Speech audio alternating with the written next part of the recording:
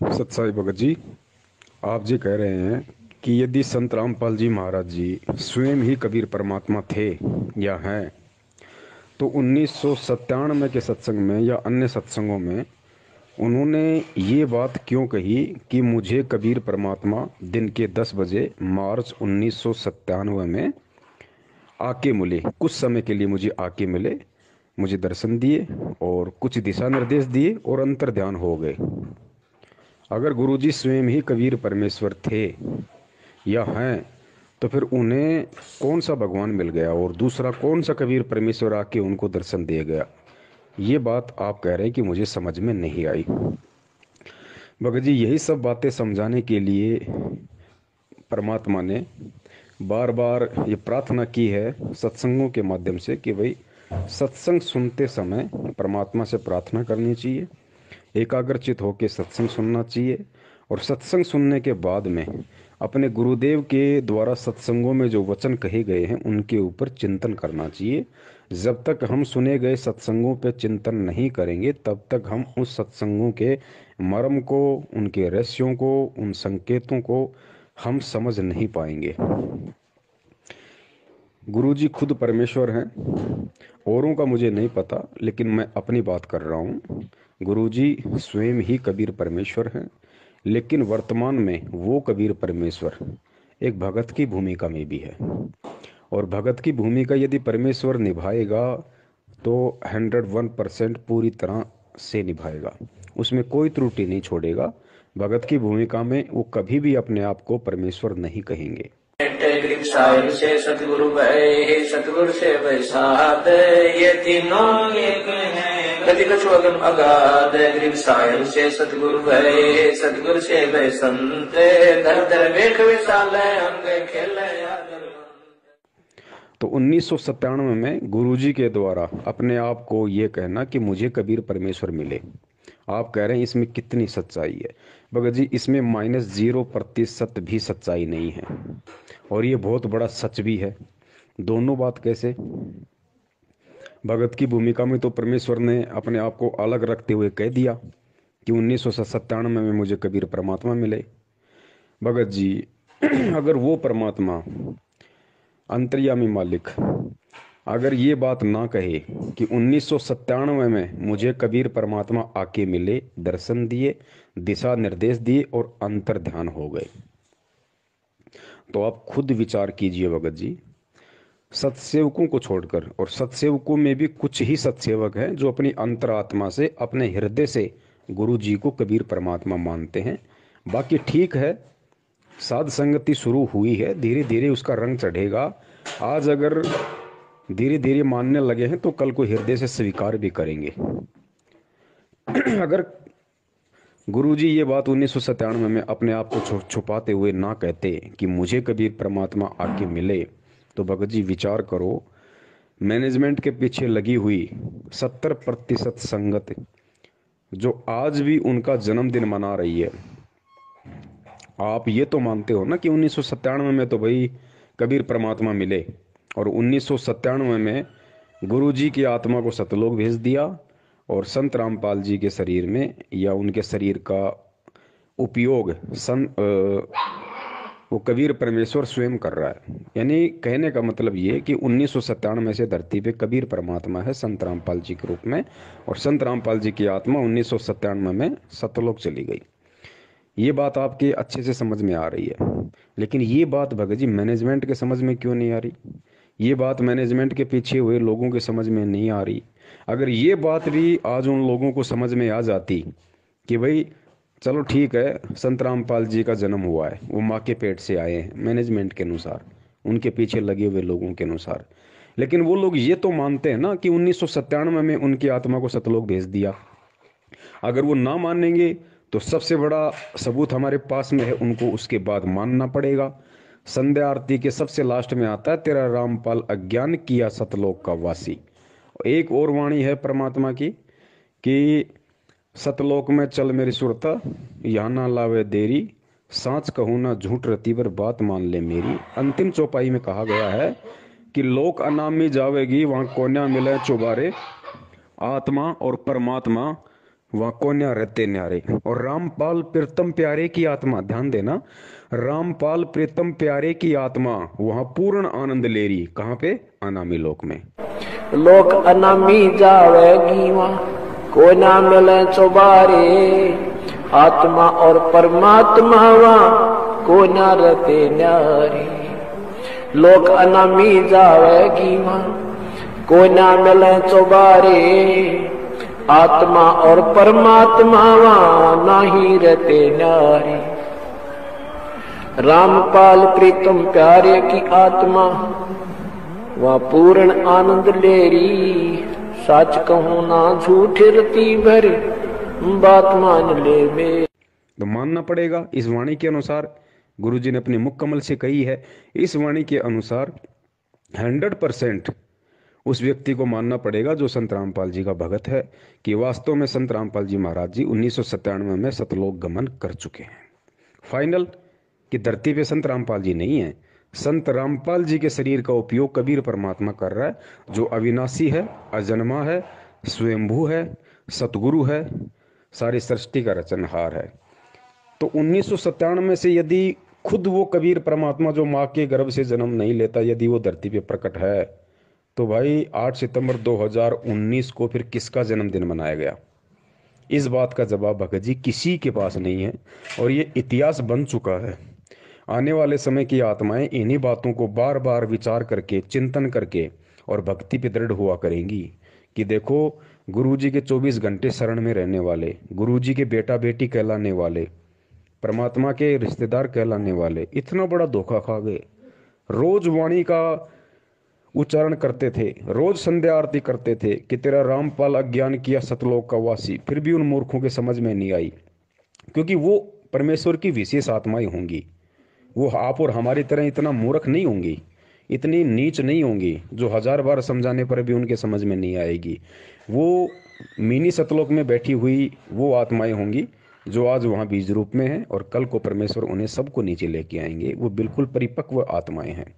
तो उन आत्माओं को ये सब बातें समझने में बिल्कुल भी समय नहीं लगेगा, क्योंकि उनके संस्कार बहुत मजबूत होंगे। जिस प्रकार 650 साल पहले आप और हमें बिल्कुल समझ में नहीं आया जब परमात्मा हाथी पे बैठ के गंगा जल की बोतल मुंह के लगा के और अपनी बेटी के कंधे पे हाथ रख के सरेआम बाजार में जा रहे थे, उस समय हमें समझ में नहीं आया। लेकिन जैसे ही हमारे भक्ति संस्कार कुछ मजबूत हुए और आज हमें जब परमात्मा वो कहानी बताते हैं, तो हम सिर पे थप्पे मारते हैं, हम कितने मूर्ख थे, हम कितने मंद बुद्धि थे। हमने इतना भी विचार नहीं किया कि वो परमात्मा, वो कबीर परमेश्वर जो इतना अच्छा ज्ञान देगा, लोगों की बुराइयां छुड़वाएगा, है, मुख से बेटी बेटी कहेगा, और उसी बेटी को फिर मतलब बुरी नज़र से देखेगा। जो दूसरों की शराब छुड़वा रहा है, क्या वही परमात्मा खुद शराब पिएगा? भगत जी, हमें उस समय समझ में नहीं आ रही थी, लेकिन आज समझ में आ रही है। क्यों? क्योंकि आज हमारे भक्ति संस्कार मजबूत हो चुके हैं। बीच में भी हो सकता है हमें परमात्मा ने अपनी शरण में लिया हो, ज्ञान दिया हो, भक्ति करवाई हो बीच बीच में, तो वो संस्कार हमारे बने, और संस्कार बने तो आज हम 650 साल से ज़्यादा इस भगवान और भक्ति को समझने के लायक हुए। ठीक इसी प्रकार जो गलतियां वर्तमान में मैनेजमेंट कर रहा है, उसके पीछे लगी संगत कर रही है। इन गलतियों का जिक्र आने वाले समय की आत्माएं किया करेंगी, जिस समय आप और हम शायद नहीं होंगे। अगर परमेश्वर ने दया करी, मर्यादा में रहे, तो हम सतलोक में होंगे। तो 1997 में खुद यदि कबीर परमात्मा धरती पे है, तो फिर आज मैनेजमेंट ने किसका जन्मदिन मना दिया? क्या उन्होंने परमात्मा को मानो साबित नहीं कर दिया? क्या उन्होंने ये साबित नहीं कर दिया कि हमें 2 कौड़ी का भी ज्ञान नहीं हुआ? क्या उन्होंने ये साबित नहीं कर दिया कि परमात्मा के परिवार में जन्म लेने से, या परमात्मा के रिश्तेदार बन जाने से, या 24 घंटे परमात्मा के चरणों में रह के बड़े बड़े सेवादार कहलाने से ये ज्ञान समझ में नहीं आता? ये ज्ञान समझ में आता है अपने मजबूत भक्ति संस्कारों से। और यदि मजबूत भक्ति संस्कार ना हो, और यदि साध संगति सच्ची मिल जाए, साध संगति यदि पक्की मिल जाए, तो ये संस्कार मजबूत हो जाते हैं। तो भगत जी, गुरु जी जो अपने लिए कह रहे हैं कि मुझे 1997 में परमात्मा मिले, तो वो झूठ नहीं बोल रहे भगत जी, लेकिन उस बात में सच्चाई भी नहीं है। क्यों नहीं है? क्योंकि वो सोच छल छिद्र की श्रेणी में आता है। वो सोच छल छिद्र की श्रेणी में आता है, झूठ नहीं है। जिस प्रकार धर्मदास जी को परमात्मा 650 साल पहले बार बार कहा करते थे कि धर्मदास मैं तो उस परमात्मा का भेजा हुआ संत हूँ भाई, मैं तो उसका संदेश वाहक हूँ। परमात्मा तो सत्य पुरुष है जो सतलोक में रहता है। कबीर नाम भी नहीं बताया धर्मदास को कि परमात्मा का नाम कबीर है। परमात्मा तो सत्य पुरुष है जो सतलोक में रहता है। अगर ये कह देते कि परमात्मा का नाम तो कबीर है, तो कबीर रूप में तो परमात्मा खुद आए हुए थे कबीर नाम से, तो धर्मदास वैसे स्वीकार नहीं करता कि मुंह पे बोल रहा है, मेरे सामने खड़ा है, मेरे जैसे आडमास का है, और कहता है परमात्मा की देह नहीं होती, वो तेज पुंज का शरीर है, वो विदेह है, और खुद अपना नाम कबीर और कह रहा है परमात्मा का नाम कबीर। धर्मदास जिंदगी में स्वीकार नहीं करता। विधेय इसलिए कहा इसको कि जैसे परमात्मा का भी शरीर था और धर्मदास का भी शरीर था, लेकिन परमात्मा विधेयी कहा करते, विलक्षण देही थी उनकी, साकार हैं, थे भी हैं भी, उस समय प्रकट थे, अब भी है। और इसी प्रकार इस मंत्र को विधेय मंत्र का, तो उसको समझाने के लिए परमात्मा ने सोच छल छिद्र करना पड़ा कि भाई धर्मदास, मैं तो उसका भेजा हुआ संदेश वाहक हूँ भाई, परमात्मा तो सत्य पुरुष है जो सतलोक में रहता है। तो झूठ थोड़ी बोल रहे थे भगत जी, परमात्मा उस प्यारी आत्मा को समझाने की कोशिश कर रहे थे। एक और उदाहरण आपको देता हूँ ठीक इसी प्रकार। गुरुदेव ने सत्संग में बताया था आदरणीय गरीबदास जी महाराज जी के विषय में कि जब पंजाब का और राम राय, जिसको झुमकरा भी कहा जाता है, झुमकरा का अंग भी है सतग्रंथ साहिब में, तो पंजाब से चल के और राम राय जी उर्फ झुमकरा गरीबदास जी महाराज जी के दर्शन करने के लिए छुड़ानी आए। वो संत दर्शन को इतने ज़्यादा तड़प रहे थे, घर वालों से आके कहा कि भाई महाराज जी कहाँ हैं, दर्शन करने। घर वालों ने कहा जी कुछ पानी लो, जलपान लो, महाराज अभी आ जाते हैं। बोला नहीं जी, उनके दर्शन किए बिना मैं जलपान नहीं करूँगा। तो घर वालों ने कहा कि भाई महाराज जी खेतों की तरफ गए हुए हैं। बता दिया कि भाई इस तरफ खेत हैं, ऐसे ऐसे हैं, वहाँ महाराज जी मिलेंगे। तो उनको इतनी तड़प थी उनसे मिलने की, वो जो राम राय था वो सीधा खेतों की तरफ अकेला ही चल दिया। परमात्मा जानी जान थे, अंतर्यामी थे। अब उधर से आदरणीय गरीबदास जी महाराज जी चलते हुए आ रहे थे। अब झुमकरान ने तो साधु की जो पहचान थी अपने मन में वो उस तरह की बैठा रखी थी कि भाई या तो बहुत बड़ी दाढ़ी वाला होगा, या बहुत बड़ी जटा होगी, भगवा वस्त्र होगा, या गले में 15-20 रुद्राक्ष की माला होंगी। उस हिसाब से वो परमात्मा का जो रूप था अपने मन में बसाए हुए था।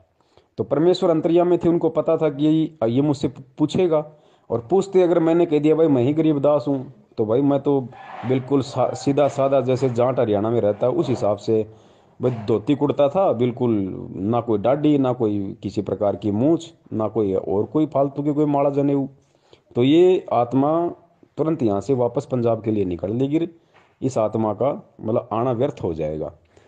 तो राम राय चले जा रहे थे, सामने से गरीबदास जी महाराज जी आ रहे थे। तो राम राय ने पूछा भाई इधर गरीबदास जी महाराज जी का खेत कौन सा है, मुझे उनसे मिलना है, और मैंने सुना था कि वो खेतों में है। तो गरीबदास जी महाराज जी ने क्या कहा भगत जी, परमेश्वर ने क्या जवाब दिया, सुनना इस बात को। गरीबदास जी महाराज जी ने कहा कि भाई अब वो घर की तरफ जा रहे हैं। राम राय ने कहा नहीं जी, मैंने सुना है वो खेतों की तरफ हैं, अपने खेत में हैं। तो गरीबदास जी ने कहा कि नहीं भाई अब वो घर की तरफ जा रहे हैं, आओ मैं तुम्हें मिलाता हूँ, घर की तरफ जा रहे हैं। भगत जी वहाँ कितना बड़ा संकेत दिया था परमात्मा ने, गरीबदास जी ने, कि भाई अब वो घर की तरफ जा रहे हैं। तो कौन जा रहा था घर की तरफ? खुद गरीबदास जी महाराज जी ने अपने विषय में कहा कि भाई मैं ही गरीबदास जी महाराज हूँ और अब मैं घर की तरफ जा रहा हूँ। लेकिन उन्होंने संकेत में कही ये बात कि भाई वो पहले खेतों में थे, अब वो घर की तरफ जा रहे हैं। साधु दर्शन राम का, ईश्वरीय दर्शन होता है। संत इतना उतावला हो कहता है कि मुझे रास्ता बताइए, मैं खेत में मिल लूंगा भगवान से। तो उन्होंने कहा कि नहीं, आप यहीं रुकिए, अगर नहीं मुझे रास्ता बताइए। तो उन्होंने रास्ता बता दिया कि इस प्रकार पश्चिम में, ये दक्षिण की तरफ आप जाइए, रास्ता खेतों में जाने का, और वहां से आप रास्ते में एक रहट मिलेगा, रहट के पास एक झोपड़ी है, उसमें महाराज मिलेंगे। वो चल पड़ा। तो बंदी छोड़ रास्ते में आ रही थी। गरीबदास महाराज की वेशभूषा के थी कि धोती और कुर्ता, जैसा आम हरियाणे की वेशभूषा है व्यक्ति पहनते हैं, उस भाव में था, आ रहे थे। तो उसने, राम राय ने बंदी छोड़ से पूछा कि भाई मैंने महाराज गरीबदास का स्थान बताइए। बताते ही इधर खेतों में रहते आए हुए।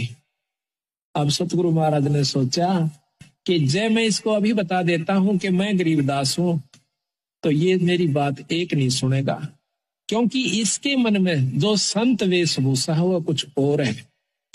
वो क्या सोच का आया था कि बहुत बड़े संत होंगे, सिर पर दाढ़ी बड़ी हुई होगी, लंबी जटा होगी, हाथ में कोई त्रिशूल होगा, कोई कपड़े होंगे तो गेरुआ होंगे, और नहीं होंगे तो तन पे एक लंगोटी होगी, एक कपड़ा छोटा सा होगा, और शरीर पर राख मसड़ रखी होगी।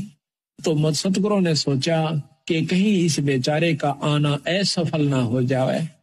बंदी छोड़ कहने लगे कि महाराज तो भाई आ जाओ, मैं मिलाऊंगा आपको। वो कहता मैंने सुना है खेतों में गए, कोई नहीं अब घर को जा रही है। अब वो वापिस आ जाता है। आ जाओ मैं मिलाता हूँ, आ जाओ। तो राम राय जी उनके साथ साथ हो लिए। राम राय जी ये समझ नहीं पाए कि ये कहना क्या चाह रहे हैं, कि अब घर की तरफ जा रहे हैं तो कहाँ जा रहे हैं, कौन जा रहा है, कहाँ जा रहा है, कुछ भी उनकी बुद्धि में नहीं आया।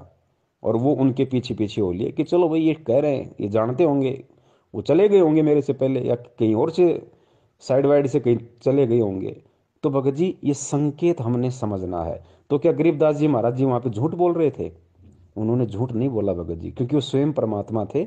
और स्वयं उन्होंने कहा कि अब वो घर की तरफ जा रहे हैं, पहले खेतों में थे अब घर की तरफ जा रहे हैं। अब राम राय नहीं समझ पाया इस बात को, तो भगत जी उसमें परमात्मा का क्या दोष? और परमात्मा ने झूठ भी नहीं कहा।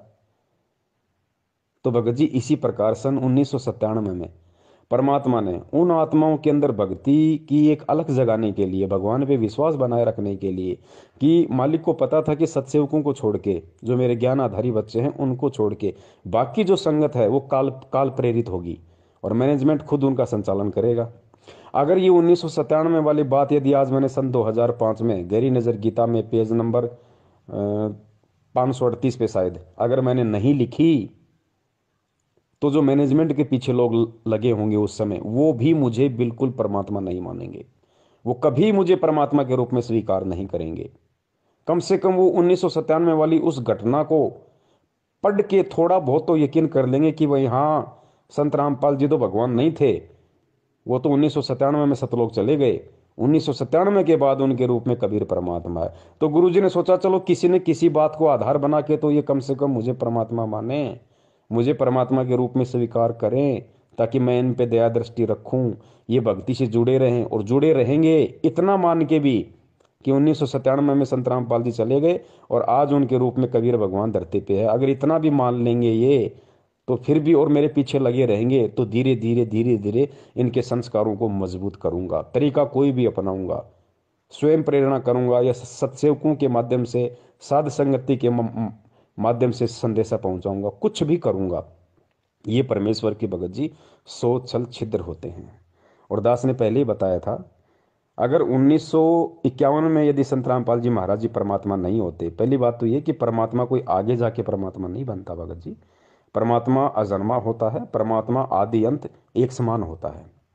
अगर किसी को लगता है कि 1997 में ही संत रामपाल जी के रूप में धरती पे कबीर परमात्मा प्रकट है, तो ये उनकी बहुत बड़ी गलतफहमी है, क्योंकि परमात्मा परमात्मा होता है और वो परमेश्वर 8 सितंबर 1951 से ही कबीर परमात्मा है।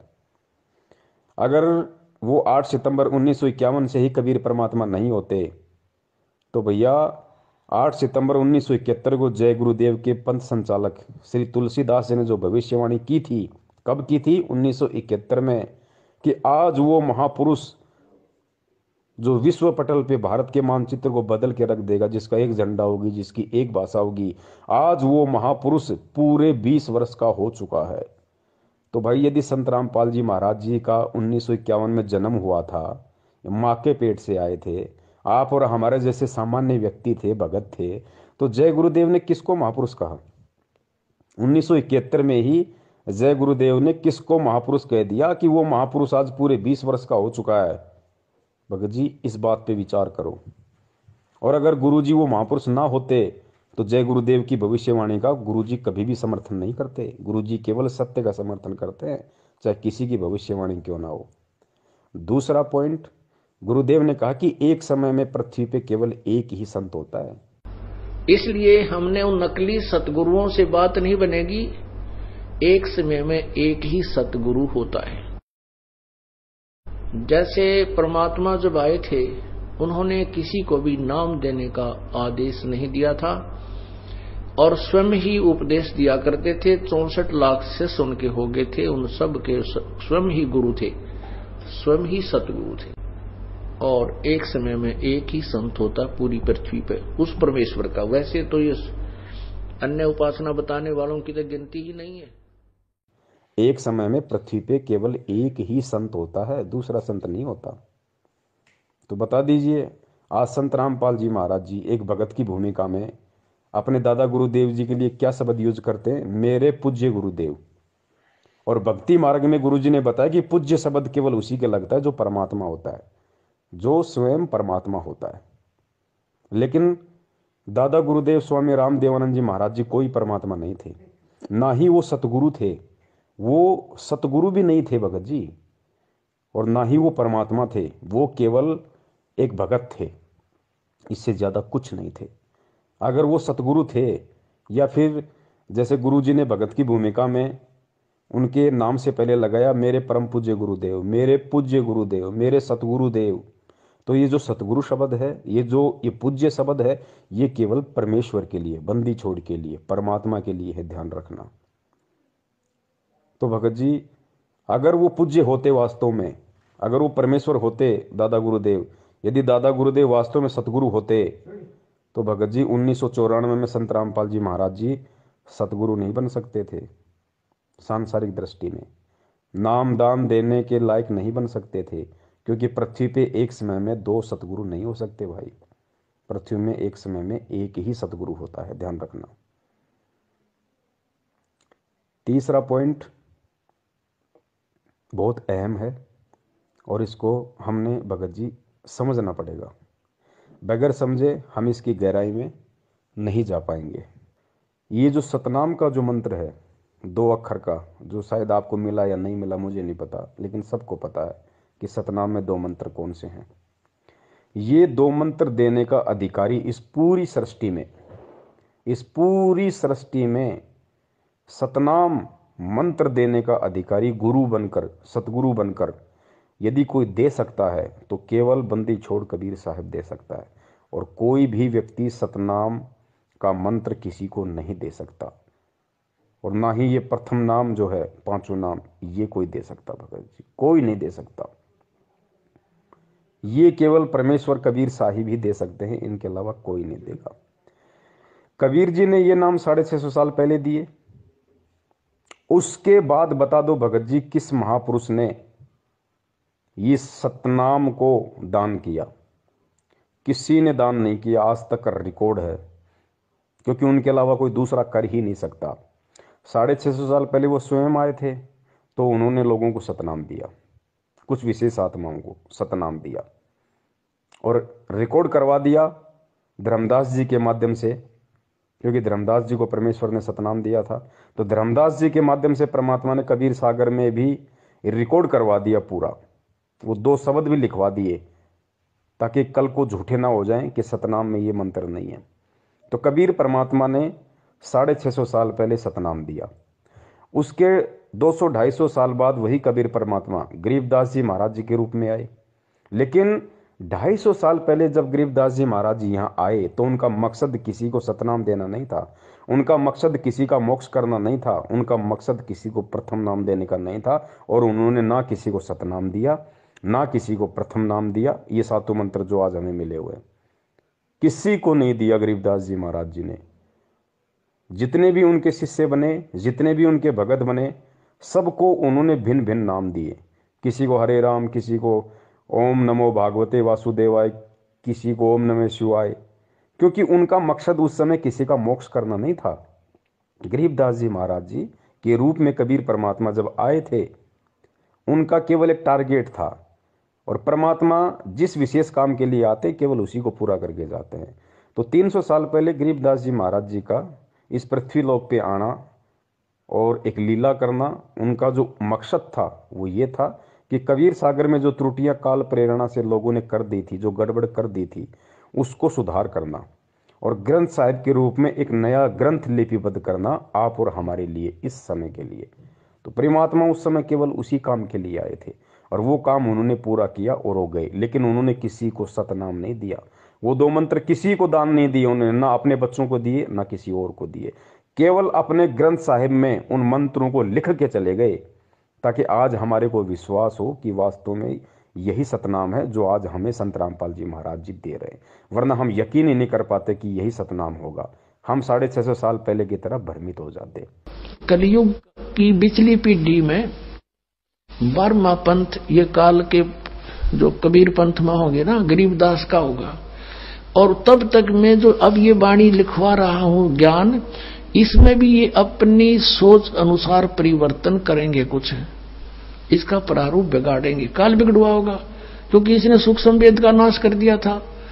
और फिर गरीबदास नाम से 12वां पंथा होगा, ये मेरे नाम से। उसमें मेरी महिमा की वाणी को मैं पुनर् यथार्थ रूप में प्रकट करवाऊंगा। और वो वाणी इतनी प्रसिद्ध नहीं होएगी, लोग उसको छेड़छाड़ नहीं करेंगे। और गरीबदास ने आदेश दे दिया था उस लिखने वाले को कि जो मैं बोलूं उतना ही लिखेगा, और इसमें कोई छेड़छाड़ करेगा उसकी दुर्गति हो जाएगी। तो भगत जी गरीबदास जी महाराज जी ने भी किसी को सतनाम नहीं दिया, वो 2 मंत्र नहीं दिए। और आज वर्तमान में संत रामपाल जी महाराज जी और कबीर साहिब जी के बीच में जितने भी महापुरुष हुए हैं जिनका जिक्र गुरु जी करते हैं, चाहे धर्मदास जी हो, चाहे गरीबदास जी हो, चाहे नानक जी हो, मलुकदास जी हो, घीसा दास जी हो, कितने भी महापुरुष हुए भगत जी, उन सबको परमात्मा ने ये सतनाम दिया। लेकिन उनमें से किसी को भी आगे सतनाम को दान करने का आदेश नहीं दिया। आदरणीय नानक जी भी, क्योंकि नानक जी तो नाम दे ही नहीं सकते थे, लेकिन जब बेई नदी से परमात्मा उनको सतलोक ले गए तो वही पुनकर्मी आत्मा थी परमात्मा की, मालिक ने उसी समय उनको सतलोक में बैठा दिया था। उसके बाद में जब वापस वो आए तो नानक जी नहीं थे, कालूराम मेहता का बेटा नहीं था भगत जी। स्वयं कबीर परमात्मा नानक जी के रूप में धरती पे मौजूद है। और नानक जी कितने वर्ष तक रहे, उतने वर्ष तक परमात्मा ने नानक जी के रूप में लीला की। नानक जी के वो शरीर, वो चोला धारण किया परमात्मा ने, नानक जी वाला, और पूरे समय उन्होंने लीला की। और नानक जी के रूप में भी वो कबीर परमात्मा वाहे गुरु ही नाम देता रहा, लेकिन सतनाम किसी को नहीं दिया। लेकिन आज हमें विश्वास हो कि वास्तव में यही सतनाम है। नानक जी के माध्यम, मतलब नानक जी के रूप में उन्होंने गुरु ग्रंथ साहिब में वो मंत्र लिख दिए, ताकि हमें आज हमें विश्वास हो।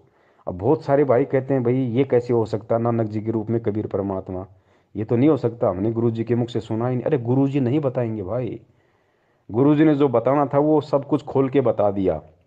अब गुरु जी के सत्संगों का निष्कर्ष आपने निकालना पड़ेगा।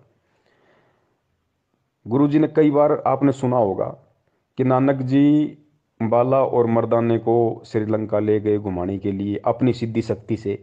फिर जैसे सिद्धि शक्ति का जिक्र आया तो गुरु जी ने क्या कहा कि भाई देखो, जो सतलोक में जाता है ना, जिसको परमात्मा सतलोक में लेके जाते हैं जिस आत्मा को, और सतलोक तो सिद्धियों का भंडार है, और जब वो आत्मा यहाँ आती है तो कुछ सिद्धियाँ ऑटोमेटिक उस आत्मा से चिपक जाती हैं। तो उन्हीं सिद्धियों के कारण नानक जी ने उनको अंतर ध्यान किया, इतनी लीलाएं की अपने सारे जीवन में, क्योंकि वो सिद्धियाँ उनके चिपक के आ गई थी। ठीक है, ये हमें गुरुजी बताते हैं, आपको भी अच्छे से पता है। और उन्हीं सिद्धियों के बलबूते पे उन्होंने अपनी सारी लीलाएं किए, चमत्कार किए। तो भगत जी यहाँ पे हमने निष्कर्ष निकालना पड़ेगा गुरुजी के सत्संग का, समझना पड़ेगा परमात्मा के उस संकेत को। नानक जी को परमात्मा सशरीर तो लेके नहीं गए थे सतलोक में, लेके तो उनकी आत्मा को गए थे। शरीर तो बेई नदी में ही परमात्मा ने कहीं छुपा रखा था, उधर जंगल वंगल में। नानक जी की आत्मा को परमात्मा सतलोक लेके गए। और फिर क्या, फिर गुरुजी ने कहा कि ये ऑटोमेटिक सिस्टम है, ये जो सतलोक में आत्मा जाएगी ऑटोमेटिक उसके कुछ सिद्धियां चिपक जाती है, वो नीचे आ जाती है। ठीक है जी, अगर हम इस बात को सत्य माने, ये सोशल छिद्र है परमात्मा का, झूठ नहीं कहा परमेश्वर ने, ये सोशल छिद्र है।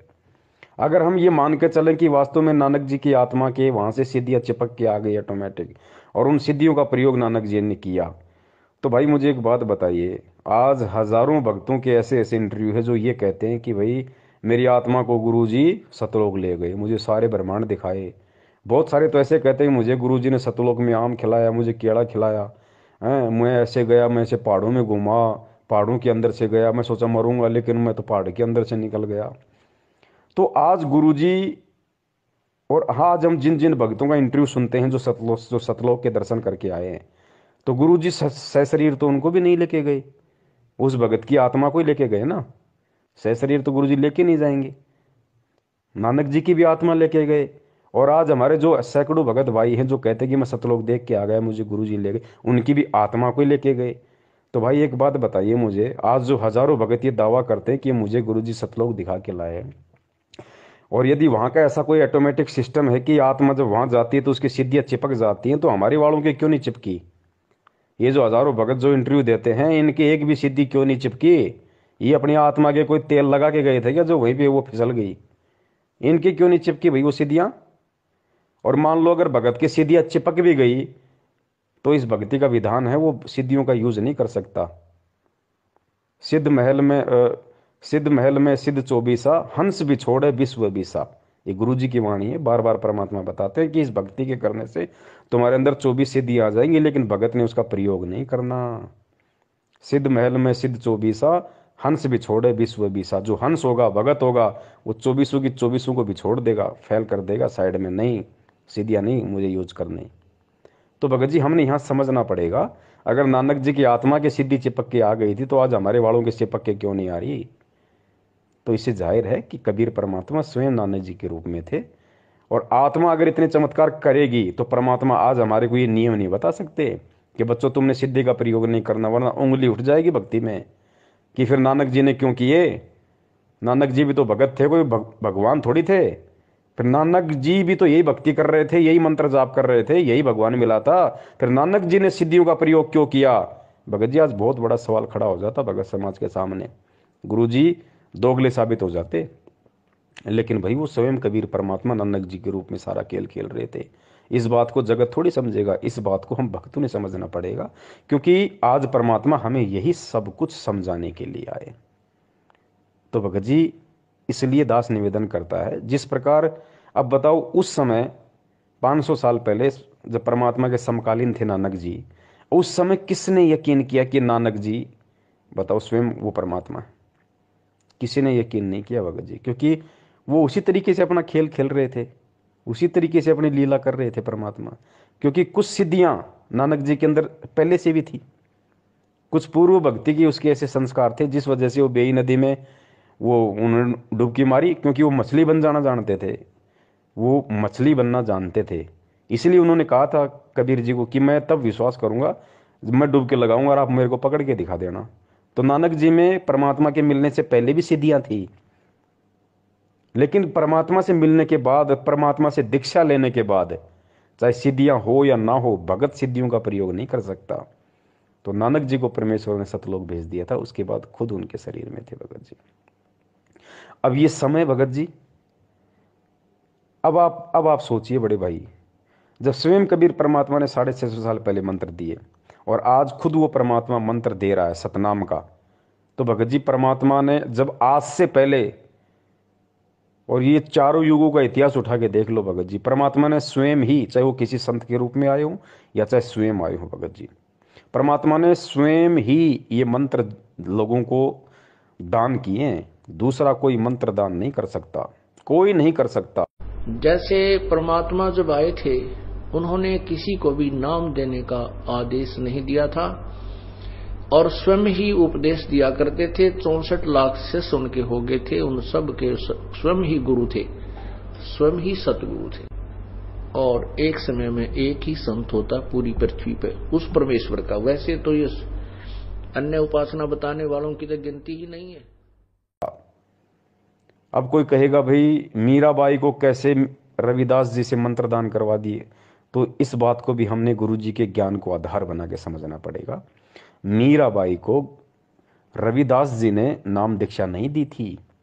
आपने गुरु जी के मुख से भी सुना होगा कि भाई मीराबाई से नाम लिया। कबीर जी ने कहा कि जा भाई रविदास जी से नाम ले ले, तो मीराबाई जाके रविदास जी से नाम ले आई। लेकिन यहाँ गुरु जी जो बात हमें समझाना चाह रहे हैं पुण्यात्माओं, परमात्मा एक सांसारिक दृष्टि से सत्संग करेंगे, वरना दुनिया विरोध खड़ा कर देगी। क्योंकि रविदास जी की हिस्ट्री में लिख दिया गया कि मीरा को नाम रविदास जी ने दिया, और हकीकत भी है। क्योंकि मीरा ने रविदास जी से नाम लिया था। लेकिन जिस समय मीरा ने रविदास से नाम लिया था उस समय रविदास के रूप में कौन बैठा था? वो कबीर परमात्मा बैठा था, क्योंकि मीरा को सतनाम मिला था भाई। मीरा को प्रथम नाम ओरिजिनल मिला था जो आप और हमारे को मिला है। भले ही आगे पीछे के 2 मंत्र ना मिले हों प्रथम नाम के, लेकिन बीच के 5 नाम और सतनाम मीरा को मिले थे। तो ये कौन दे सकता है ये नाम? ये रविदास नहीं दे सकता था, वो भगत था। कबीर परमात्मा ने वो नाम दिए भाई, कबीर परमात्मा ने। रविदास जी को तो मालूम भी नहीं मैंने कब मीरा को नाम दे दिया, कब क्या लीला हो गई। ठीक इसी प्रकार जिस प्रकार पांडवों का यज्ञ सफल करने के लिए परमात्मा ने अपने भगत सुपथ सुदर्शन में प्रेरणा करके और 15 दिन के टूर पे भेज दिया, और स्वयं झोपड़ी में सुपथ सुदर्शन जी का रूप बना के परमात्मा बैठ गया और जाके पांडवों की यज्ञ सफल कर दी। और सुपथ सुदर्शन को आजीवन नहीं पता चला कि मेरे रूप में परमात्मा पांडवों का यज्ञ सफल करके आ गए। अब दुनिया क्या समझ रही है कि सुपथ सुदर्शन ने, उस वाल्मीकि ने, उस भगत ने पांडवों का यज्ञ सफल किया, पांडवों का यज्ञ बजाया। लेकिन सत्संग क्या कह रहे हैं, तत्व ज्ञान क्या कह रहा है, ज्ञान आधार क्या कह रहा है कि सुपथ सुदर्शन नाम के उस भगत ने नहीं, उसके रूप में स्वयं कबीर परमात्मा ने पांडवों का यज्ञ बजाया। तो ठीक इसी प्रकार मीरा को नाम दीक्षा स्वयं कबीर परमात्मा ने रविदास जी का रूप बना के दी थी। वो जो जितनी भी लीलाएं की परमेश्वर ने, घटोती में गंगा भी जो निकली थी कि ये ले जा भाई, ये गंगा माई में डाल देना मेरे नाम का, वो भी उस समय कबीर परमात्मा ही ने ही रविदास जी का रूप बना के उस पंडित को दिया था। वो 700 ब्राह्मणों का जो जनेऊ परमात्मा ने रविदास जी के रूप में तोड़ा, वो रविदास ने नहीं तोड़ा, स्वयं कबीर परमेश्वर ने। उनको तो पता भी नहीं परमात्मा कब क्या खेल खेल रहा है, वो तो अपना नॉर्मल सा जीवन जी रहा था। तो भगत जी हमने इन बातों को समझना पड़ेगा। जब उन रूपों में भी कबीर परमात्मा ने ही नाम दिया, तो भगत जी सन 1994 से ये सतनाम और प्रथम नाम का दान इस धरती पे कौन कर रहा है? 1994 से कौन कर रहा है? अगर आपको लगता है कि 1997 में संत रामपाल जी सतलोक चले गए और 1997 से कबीर परमात्मा धरती पे है, तो फिर 1994 में भगत जी सतनाम किसने दिया लोगों को? प्रथम नाम किसने दिया लोगों को, जो नाम कबीर जी के अलावा कोई दे ही नहीं सकता? जैसे परमात्मा जब आए थे उन्होंने किसी को भी नाम देने का आदेश नहीं दिया था और स्वयं ही उपदेश दिया करते थे। 64 लाख शिष्य उनके हो गए थे, उन सब के स्वयं ही गुरु थे, स्वयं ही सतगुरु थे। भगत जी इन सब बातें ये सांकेतिक हैं। भगत जी अगर सभी व्यक्ति, सभी आत्माएं, गुरु से नाम लेके सभी भगत अगर इस गहरे संकेत को यदि समझ जाएं, यही तत्व ज्ञान है। गुरु जी ने क्या बताया बच्चों? तत्व ज्ञान क्या होता है? जिसका कोई निष्कर्ष निकले। जैसे दूध होता है, दूध को लाए, उसको गर्म किया, उसको जिमाया, जामन डाल के उसका दही बना, फिर उसको मथा, फिर उसमें छाछ अलग निकलेगी, फिर उसके अंदर घी निकलेगा, फिर उस घी को गर्म किया जाता है, फिर उसका मैल निकाला जाता है और फिर उस घी को किसी बोतल में बंद किया जाता है और फिर वो रत्न बराबर हो जाता है, वो 50 साल खराब नहीं होता। तो ऐसे भगत जी ये तत्व ज्ञान का निष्कर्ष आज गुरु जी के सत्संगों को आधार बना के, उनके ज्ञान को आधार बना के आज भगत जी हम भक्तों ने स्वयं करना पड़ेगा। आज परमात्मा जबरदस्ती नहीं करेगा भगत जी, परमात्मा जबरदस्ती नहीं समझाएगा। अब ये सार भगत जी हम भक्तों ने निकालना पड़ेगा। यही तत्व ज्ञान है, इसीलिए परमात्मा ने बिजली पीढ़ी का समय चुना और इसीलिए परमात्मा ने आज हमारे को अक्षर ज्ञान करवाया, ये शिक्षा दी, इसीलिए दिए भगत जी। आज भी परमात्मा चोटी पकड़ के खाना नहीं खिलाएगा, मालिक ने खाना सामने रख दिया, खाना हमने पड़ेगा कि क्या हमारे लिए उचित है, क्या हमारे लिए अनुचित है। अपने आत्माओं, दास का उद्देश्य ये केवल राम कथा सुनाना नहीं है, आपको विद्वान बनाना है ताकि आप मार ना खा जाओ, भविष्य में फिर काम ना बिगड़ जाए। और बहुत आसान तरीके से आपको समझाया जा सकता है। 1 बार 2 बार 100 बार बताऊंगा, अपने आप हृदय समा जाएगी आपके। इस झूठ को हमने लाखों बार सुन लिया तो सच्ची होगी, सत्य को भी सैकड़ों बार सुनोगे अपने आप। सत्य तो है ही सत्य, या तो ऐसा जगह बना देगी फिर कोई टस से मस नहीं कर सकता। तो आज हर स्थिति में भगत जी परमेश्वर को दोष नहीं दिया जा सकता। जो लोग कहते हैं ना कि पवन गुरुद्रोही, फलाने गुरुद्रोही, मैनेजमेंट गलत या सत्सेवक सही, ठीक इसी प्रकार ये निर्णय संगत ने स्वयं करना पड़ेगा। इस ज्ञान को आधार बना के गुरु जी के भरोसे बैठोगे, मूर्खता में रहोगे। जिस प्रकार परमात्मा ये गहरे गहरे संकेत नहीं बता रहे, ये कह के छोड़ दिया कि 1997 में मेरे को कबीर परमात्मा मिले, लेकिन निष्कर्ष निकालने वालों ने, गोताखोरों ने गोता मार के वो हीरे मोती समुद्र के नीचे से उठा के ले आए। उन लोगों ने ज्ञान आधार से और निष्कर्ष निकाल लिया कि 1997 में परमात्मा धरती पे आया या 8 सितंबर 1951 को ही परमात्मा धरती पे आ गया था। और जो भी रामपाल नाम का जो व्यक्ति था, उसको उसी क्षण उस आत्मा को परमात्मा ने सतलोक भेज दिया था। अगर वो आत्मा ना होती, अगर वो माँ के गर्भ से जन्म लेके ना आती, तो आज ये शब्द भी नहीं बोलते गुरुदेव कि तेरा रामपाल अज्ञान किया सतलोक का वासी। वो विशेष आत्मा जो भी थी परमात्मा की, उसी क्षण इंद्रोमाई के गर्भ से जन्म लेते ही परमेश्वर ने उसको सतलोक भेज दिया। मालिक का तो सेकंडों का काम है, चुटकियों का काम है परमेश्वर का। तो अब बहुत सारे लोग कहेंगे भैया अगर वो आत्मा उसी समय सतलोक चली गई थी तो फिर इंद्रोमाई ने फिर संत रामपाल जी का विवाह किया अनारोमाई के साथ, और आत्मा तो उसी समय सतलोक चली गई। उसके बाद से उस शरीर में स्वयं कबीर परमात्मा, तो फिर अनारोमाई को बच्चे पैदा किसने किए? अनारोमाई को बच्चे कैसे हुए? कबीर परमात्मा तो संभोग करते ही नहीं। भगत जी यही भी हमने तत्व ज्ञान से ही हमने इसका निष्कर्ष निकालना पड़ेगा। भगत जी परमात्मा को हमने पहचानना पड़ेगा, परमात्मा की लीलाओं से आज हमने परिचित होना पड़ेगा। परमात्मा क्या नहीं कर सकता। परमात्मा भगत जी बिना आत्मा के शरीर को ऐसे चला दे जैसे आप और हम चल रहे हैं, बिना आत्मा के शरीर को। अरे जब सिद्धि शक्ति से बिना इंजन के लोगों ने पुष्पक विमान बना लिए थे, जिसमें ना डीजल डलता था, ना जिसमें ईंधन प्रयोग होता था, ना जिसके अंदर कोई पेट्रोल डलता था, वो पुष्पक विमान सिद्धि शक्ति से क्या नहीं हो सकते थे? बिना माता पिता के सहयोग से जब सीता के लिए वाल्मीकि जी ने और एक घास के तिनके से कुश बना दिया, जो रामचंद्र जी का दूसरा बेटा कहलाया था कुश, बताओ उसको वहाँ पे कौन सा संभोग क्रिया की गई थी? सीता जी के साथ में किसने संभोग क्रिया की थी भैया? किसने शारीरिक संबंध बनाए थे? कौन से माता पिता के रज और बीरज से वहाँ पे वाल्मीकि जी ने कुश को बनाया था? अरे गोरखनाथ जी का जन्म गोबर में हुआ, कौन से माता पिता के सहयोग से हुआ भैया? भगत जी परमात्मा कुछ भी कर सकता है, लोगों को कुछ नहीं लगेगा, दिखाई नहीं देगा क्या हो गया क्या नहीं हो गया। उनको तो ऐसा लगेगा जैसे बस आपस में सब कुछ चल रहा है नॉर्मली। परमात्मा क्या नहीं कर सकता। अरे आटा पीसने की चक्की है, सबको पता है, या तो हाथ से चलाओगे तब चलेगी, या जैसे वो पवन चक्की आती है भाई, वो बड़े बड़े पंख होते हैं, फिर हवा का वेग होता है, वो घूमता है, फिर नीचे उसके कोई सिस्टम लगता है, तब वो चक्की पीसेगी, तब या तो उससे लाइट बनेगी या उससे आटा पीसेगा। या आजकल जैसे मोटर आ गई, आप जब तक मोटर नहीं लगाओगे, लाइट नहीं लगाओगे, तब तक वो चक्की नहीं चलेगी, आटा नहीं पीसेगा। ये बिल्कुल सर्वदा सत्य है। लेकिन इब्राहिम सुल्तान ने जब 300 साधुओं को जेल में डाल दिया, और उस समय परमात्मा भी जेल में चले गए, और परमात्मा ने अपनी शक्ति से बस छड़ी को यूं घुमाया था, बस दूर खड़ा होके 300 चक्कियां अपने आप चलने लग गई, और वो सैनिक उसके अंदर गेहूं डाल रहे हैं, कणक डाल रहे हैं, आटा पिस रहा है। बताइए भाई साहब, कौन सी मोटर लग गई थी? कौन अपने हाथ से चक्की घुमा रहा था?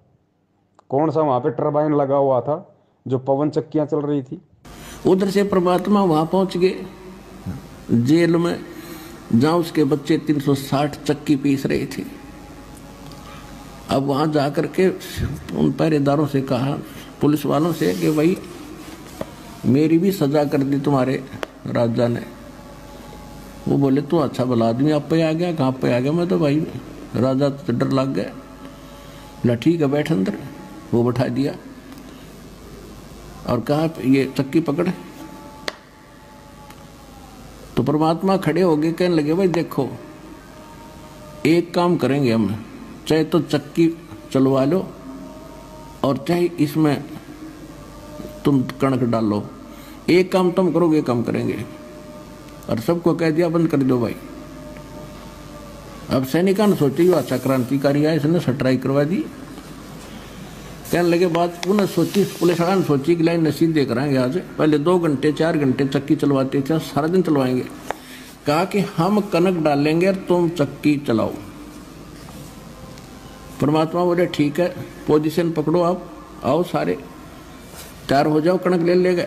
अच्छा हो गए तैयार। परमात्मा एक सोटी ले रहे थे, डंडी सी, अपनी चाकी के उस डंडे का लगा दी, चल बच्चा पीस देन काटा। तो वो सारी चक्की 360 की 360 कखा उठा दिया, जैसे बिजली वाली चाल लग रहे हैं। अब उन सभी से कहा कि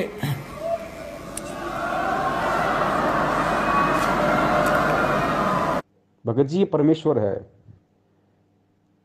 ये कुछ भी कर सकता है, असंभव शब्द इसकी डिक्शनरी में नहीं है। लोगों को तो ये लगा कि भाई रामपाल जी हैं ये, और अनारो माई के साथ इनके संपर्क, और माई भी बिल्कुल, माई को महसूस ही नहीं, माई सोच ही नहीं सकती, आज भी नहीं सोच सकती माई। और बिल्कुल माई ने जो महसूस किया होगा कि हाँ मेरे पति ने मेरे साथ ऐसे ऐसे शारीरिक संबंध बनाए, बिल्कुल जैसे आप और हम बनाते आए, ऐसा ही हुआ माई के साथ। लेकिन वो कबीर परमात्मा थोड़ी थे भाई। कबीर परमात्मा तो ऐसे ऐसे हजार रामपाल रूप बना दे, लाखों रामपाल जी के रूप बना दे, ऐसे ऐसे माई को पता नहीं चले। एक माई के साथ है सदा से, एक अपना सारा खेल खेल रहा है, लोगों को केवल एक ही दिखाई देता है। जिस प्रकार सिकंदर लोदी के दरबार में जब परमात्मा को खूनी हाथी के सामने डाला गया तो परमात्मा ने सिंह रूप धारण कर लिया, तो पुण्यात्मा उस समय पूरी दुनिया को तो वो कबीर दिखाई दे रहा है, और सिकंदर लोदी को वो सिंह रूप दिखाई दे रहा है। ओ सॉरी, उसको हाथी को और पीलवान को, हाथी को और पीलवान को तो परमात्मा सिंह रूप में दिखाई दे रहे हैं, शेर रूप में दिखाई दे रहे हैं, और पूरी दुनिया को और सिकंदर लोदी को परमात्मा कौन से रूप में दिखाई दे रहे हैं? कबीर रूप में। तो यही अनारो माई के साथ हुआ। एक रामपाल रूप तो बिल्कुल जैसे अनारो माई के साथ में, तो जरूरी थोड़ी है कि कबीर परमात्मा की कोई आत्मा थी उस शरीर में जो अनारो माई के साथ में रहे। पुण्यात्माओं, इन चीजों को हमने समझना पड़ेगा। परमात्मा एक ही समय में लाखों लीलाएं कर सकता है, लाखों खेल खेल सकता है परमात्मा। परमात्मा एक ही समय में आपके बाप की भूमिका भी कर देगा, आपकी बहन की भूमिका भी कर देगा, आपके बेटे की भूमिका भी कर देगा, और स्वयं आपकी भूमिका भी कर देगा। अब बताओ कौन पहचान ले उस परमात्मा को?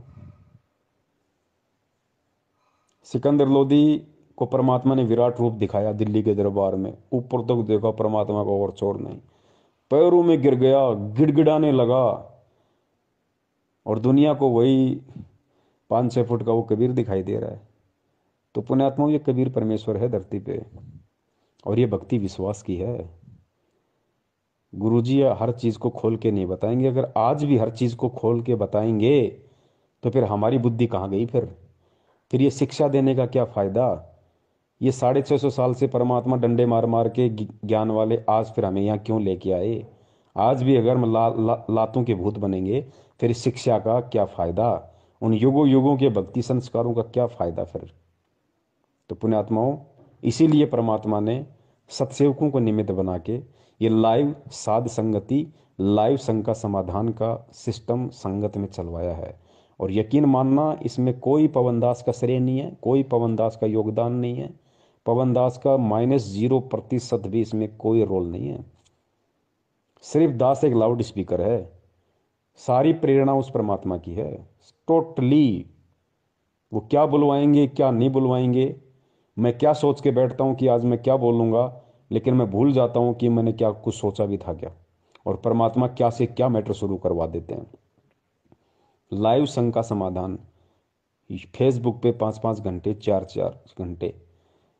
और पुण्यात्माओं, ये सतगुरु की शब्द शक्ति है।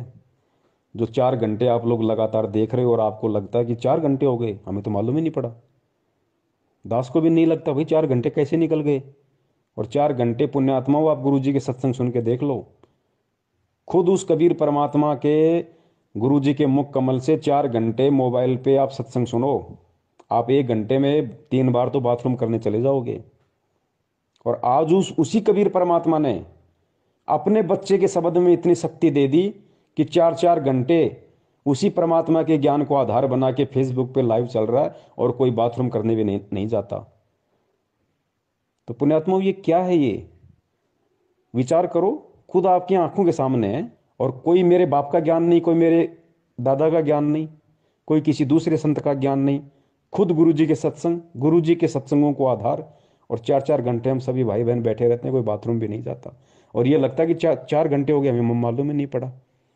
तो ये खेल परमात्मा खेलता है समझाने के लिए, क्योंकि हम उस आए हुए परमात्मा को इतना महत्व नहीं दे पाते, लेकिन उसी परमात्मा के द्वारा कही गई बातों को यदि कोई तीसरा व्यक्ति बोल दे तो उस बात को लोग ज्यादा महत्व दे देते हैं। लेकिन परमात्मा चाहता है कि चाहिए कुछ भी महत्व दें, कुछ भी करें, ये मेरे ज्ञान पे टिके रहें, ये सच्चाई से जुड़े रहें, भगवान और भक्ति पे इनका विश्वास बना रहे पुण्यात्माओं। वरना ऐसी स्थिति में तो कोई भी कब का गुरु बन के बैठ जाता, लेकिन अब ऐसा संभव नहीं है। परमेश्वर ने अपनी आत्माओं के हृदय में तत्व ज्ञान रूपी बीज डाल रखा है। अगर मेरे जैसा कोई दुष्ट, कोई नालायक यदि ऐसी गंदी सोच भी सोच लेगा, उसी क्षण परमात्मा उठा के दूर कर देंगे। और सामने वाले जो बच्चे हैं परमात्मा के, जो संगत है, वो कदापि स्वीकार नहीं करेगी, बिल्कुल कदापि स्वीकार नहीं करेगी। कुछ मूर्ख होते हैं, उनकी कह नहीं सकते, जैसे कोई संजय के पीछे लग गया, कोई अपना और कहीं सेट हो गया। बाकी अब परमात्मा नकली संतों के, पंथों के चिमटे उखड़वाने आए हैं। नया चिमटा नहीं गड़ेगा किसी का, चाहे कोई कितना ही खुश हो ले अपना चिमटा गाड़ के, संजय जैसा या मैनेजमेंट जैसा, चिमटे इनके उखड़ेंगे अब। तो भाई परमेश्वर दया करें, धरती पे मालिक है। 8 सितंबर 1951 से धरती पे प्रकट है, विद्यमान है। खेल परमात्मा कोई भी खेल सकता है भगत जी, कुछ भी खेल खेल सकता है, समर्थ है। देखो कई लोग कहते हैं कि भाई गुरुजी माँ के गर्भ से नहीं आ सकते, गुरुजी जन्म नहीं ले सकते। अरे क्यों नहीं ले सकते भाई पुण्यात्मा, ये भी हमने समझना पड़ेगा। हालांकि आज परमात्मा माँ के गर्भ से जन्म लेके नहीं आया, लेकिन क्या वो आ नहीं सकता? 100 बार आ सकता है। वो समर्थ है, समर्थ उसी को कहते हैं जो क्या नहीं कर दे। लेकिन वो परमात्मा के जो गुण है, उन गुणों में लिखा हुआ कि परमात्मा कभी माँ के गर्भ से जन्म नहीं लेता, तो वो परमात्मा जन्म लेगा नहीं। बाकी कोई ये कहे कि ले नहीं सकता, वो गलत हो जाएगा। परमात्मा तो कुछ भी कर सकता है, लेकिन वो लेगा नहीं। अब आज हमें यकीन क्यों नहीं हो रहा? क्योंकि हमने हर बार यही सुना है कि परमात्मा तो सशरीर आते हैं, परमात्मा तो सशरीर जाते हैं। 650 साल पहले परमात्मा सशरीर आए थे। अरे भाई 650 साल पहले जब सशरीर आए थे, उस समय किसने विश्वास किया था? एक ने भी विश्वास किया हो तो बता दो। रामानंद जी को भी विश्वास नहीं हुआ, जिनको गुरुदेव ने, कबीर परमेश्वर ने अपना मुंह बोला गुरु बना रखा था। अगर उनको ये विश्वास हो जाता कि परमात्मा माँ के गर्भ से नहीं आया और परमात्मा प्रकट हुआ है, पुण्यात्माओं, वो उसी समय पार हो जाता, आज तक धक्के नहीं खाता। लेकिन विश्वास नहीं हुआ और 64 लाख में उसकी गिनती आती है, फेल हो गया। थोड़ा बहुत ज्ञान सर्वानंद ने स्वीकार किया था, वो भी गुरुजी कहते हैं फेल हो गया। अंत में वो भी ढीले और छोड़ गए परमात्मा को, वो भी फेल हो गए दोनों। अब उस समय परमात्मा सशरीर आए थे तो भाई वो एक अलग मैटर था। क्या मैटर था? परमात्मा हर बार सशरीर नहीं आते। सशरीर कौन सा? जिस प्रकार काशी में आए थे एक शिशु रूप बना के। हर बार परमात्मा वो लीला नहीं करते। वो लीला केवल परमात्मा ने हर युग में एक बार करनी पड़ती है, केवल एक बार। उसके बाद परमात्मा सशरीर प्रकट होते हैं, लेकिन शिशु रूप में प्रकट नहीं होते, फिर वो संत रूप में प्रकट होते हैं फिर। और वो लीला परमात्मा ने चारों युगों में सशरीर कमल के फूल पे बच्चे के रूप में प्रकट होना पड़ता है, केवल एक मकसद से, और कोई मकसद नहीं है। नहीं तो परमात्मा को कोई जरूरत नहीं है शिशु रूप धारण करके प्रकट होने की, कोई जरूरत नहीं है। सीधा परमात्मा संत रूप में कहीं भी प्रकट हो जाएगा, अपना ज्ञान देगा।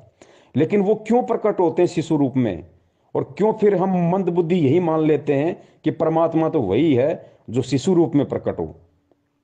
ये भ्रम निवारण करने के लिए मालिक ने अपने सत्संगों में बताया। क्या बताया गुरुदेव ने?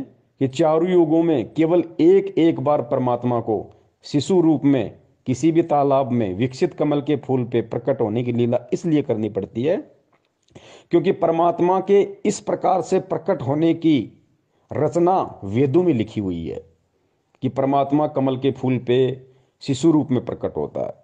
अगर परमात्मा वेदों में लिखी गई उस बात अनुसार यदि एक युग में एक बार ऐसी प्रकट होने की लीला ना करे तो खुद उस परमात्मा के वेद झूठे साबित हो जाते हैं। इसलिए अपने द्वारा वेदों में लिखी गई उन बातों को सत्य साबित करने के लिए परमात्मा ने शिशु रूप में प्रकट होना होता है। अन्यथा परमात्मा को कोई आवश्यकता नहीं बच्चे के रूप में कमल के फूल पे प्रकट होने की, कोई जरूरत नहीं उस परमात्मा को।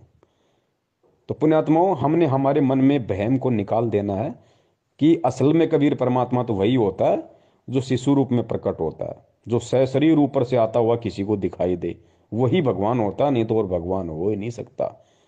तो इसका भ्रम निवारण गुरु जी ने इसलिए किया कि वो खाली वेदों में लिखी हुई उस बात को सत्य साबित करने के लिए परमात्मा ने ऐसा करना पड़ता है, और कोई रीजन नहीं है। बाकी तो परमात्मा जब चाहे जैसे चाहे कहीं भी प्रकट हो जाता है। जैसे 8 सितंबर 1951 को इस तरीके से आज प्रकट हुए, और ठीक इसी तरीके से आज से 250-350 साल पहले गरीबदास जी महाराज जी के रूप में प्रकट हुए। गरीबदास जी महाराज जी तो इसी तरीके से जाट परिवार में आए थे।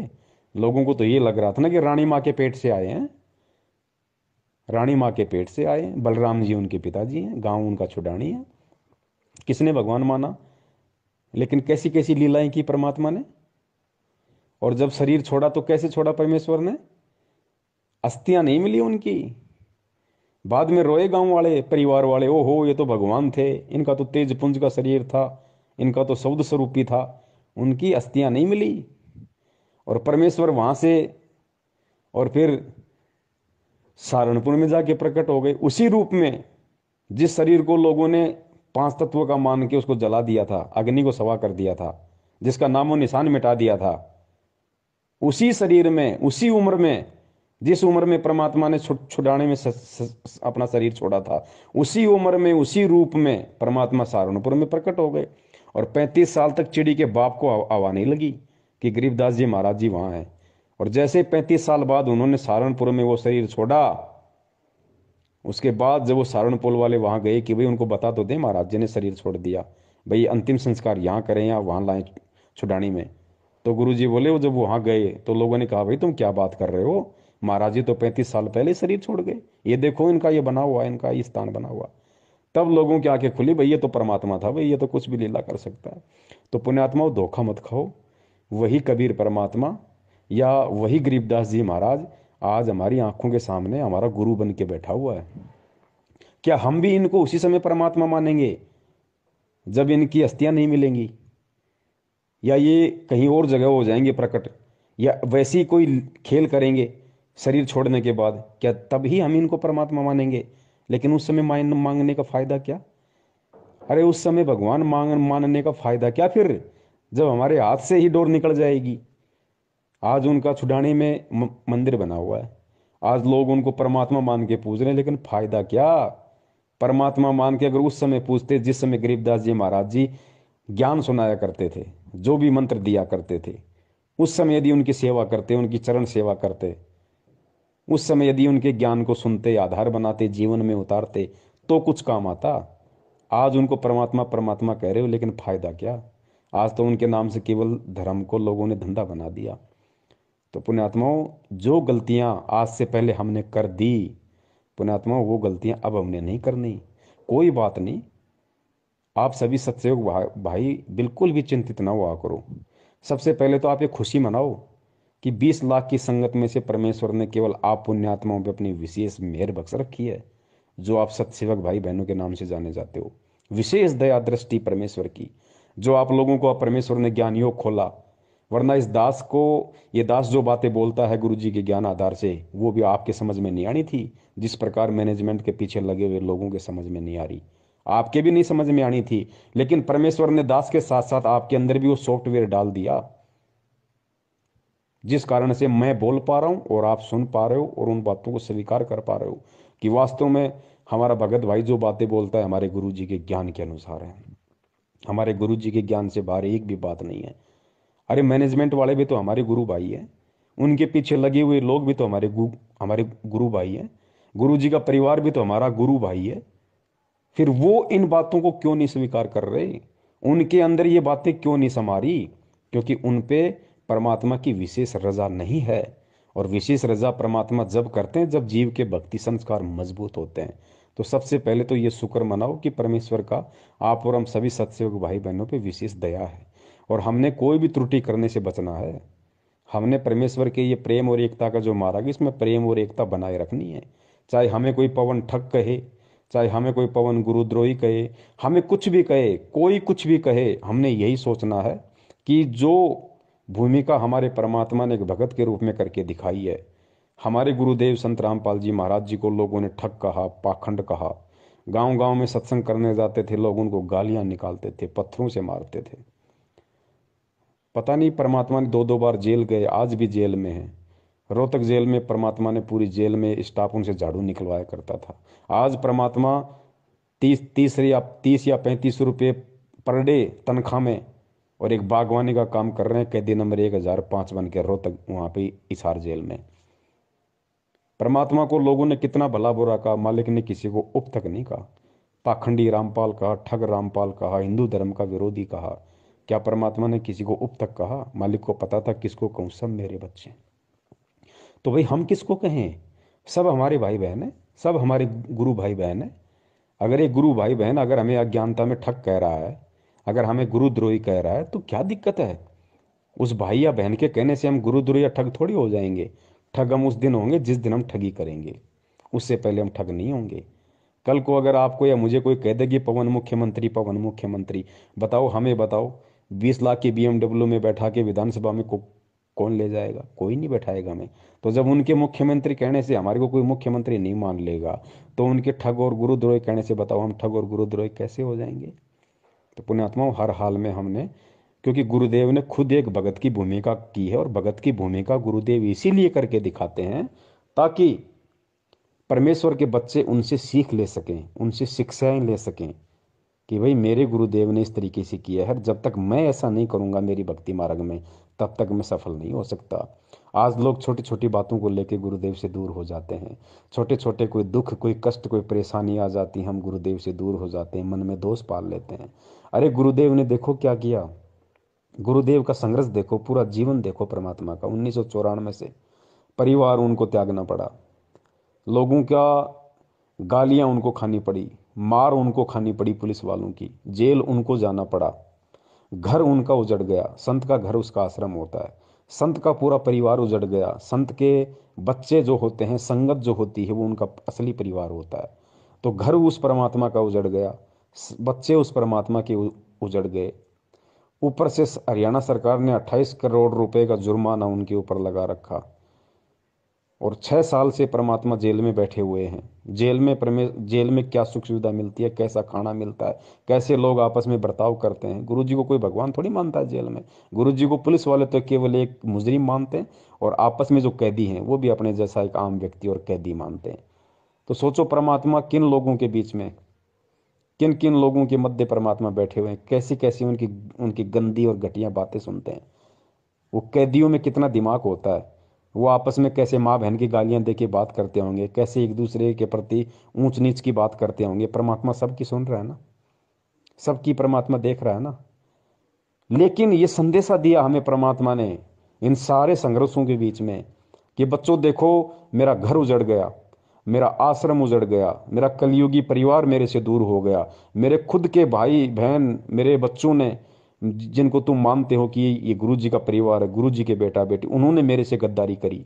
आज मेरा परिवार मेरे आदेश की आड़ में मेरे असली बच्चों को लूट रहा है, संगत को लूट रहा है, दान के नाम पे लूट रहा। 2-2 बार मैं जेल गया, मेरा आश्रम उजड़ गया, 30-30 बार मेरा रिमांड हुआ।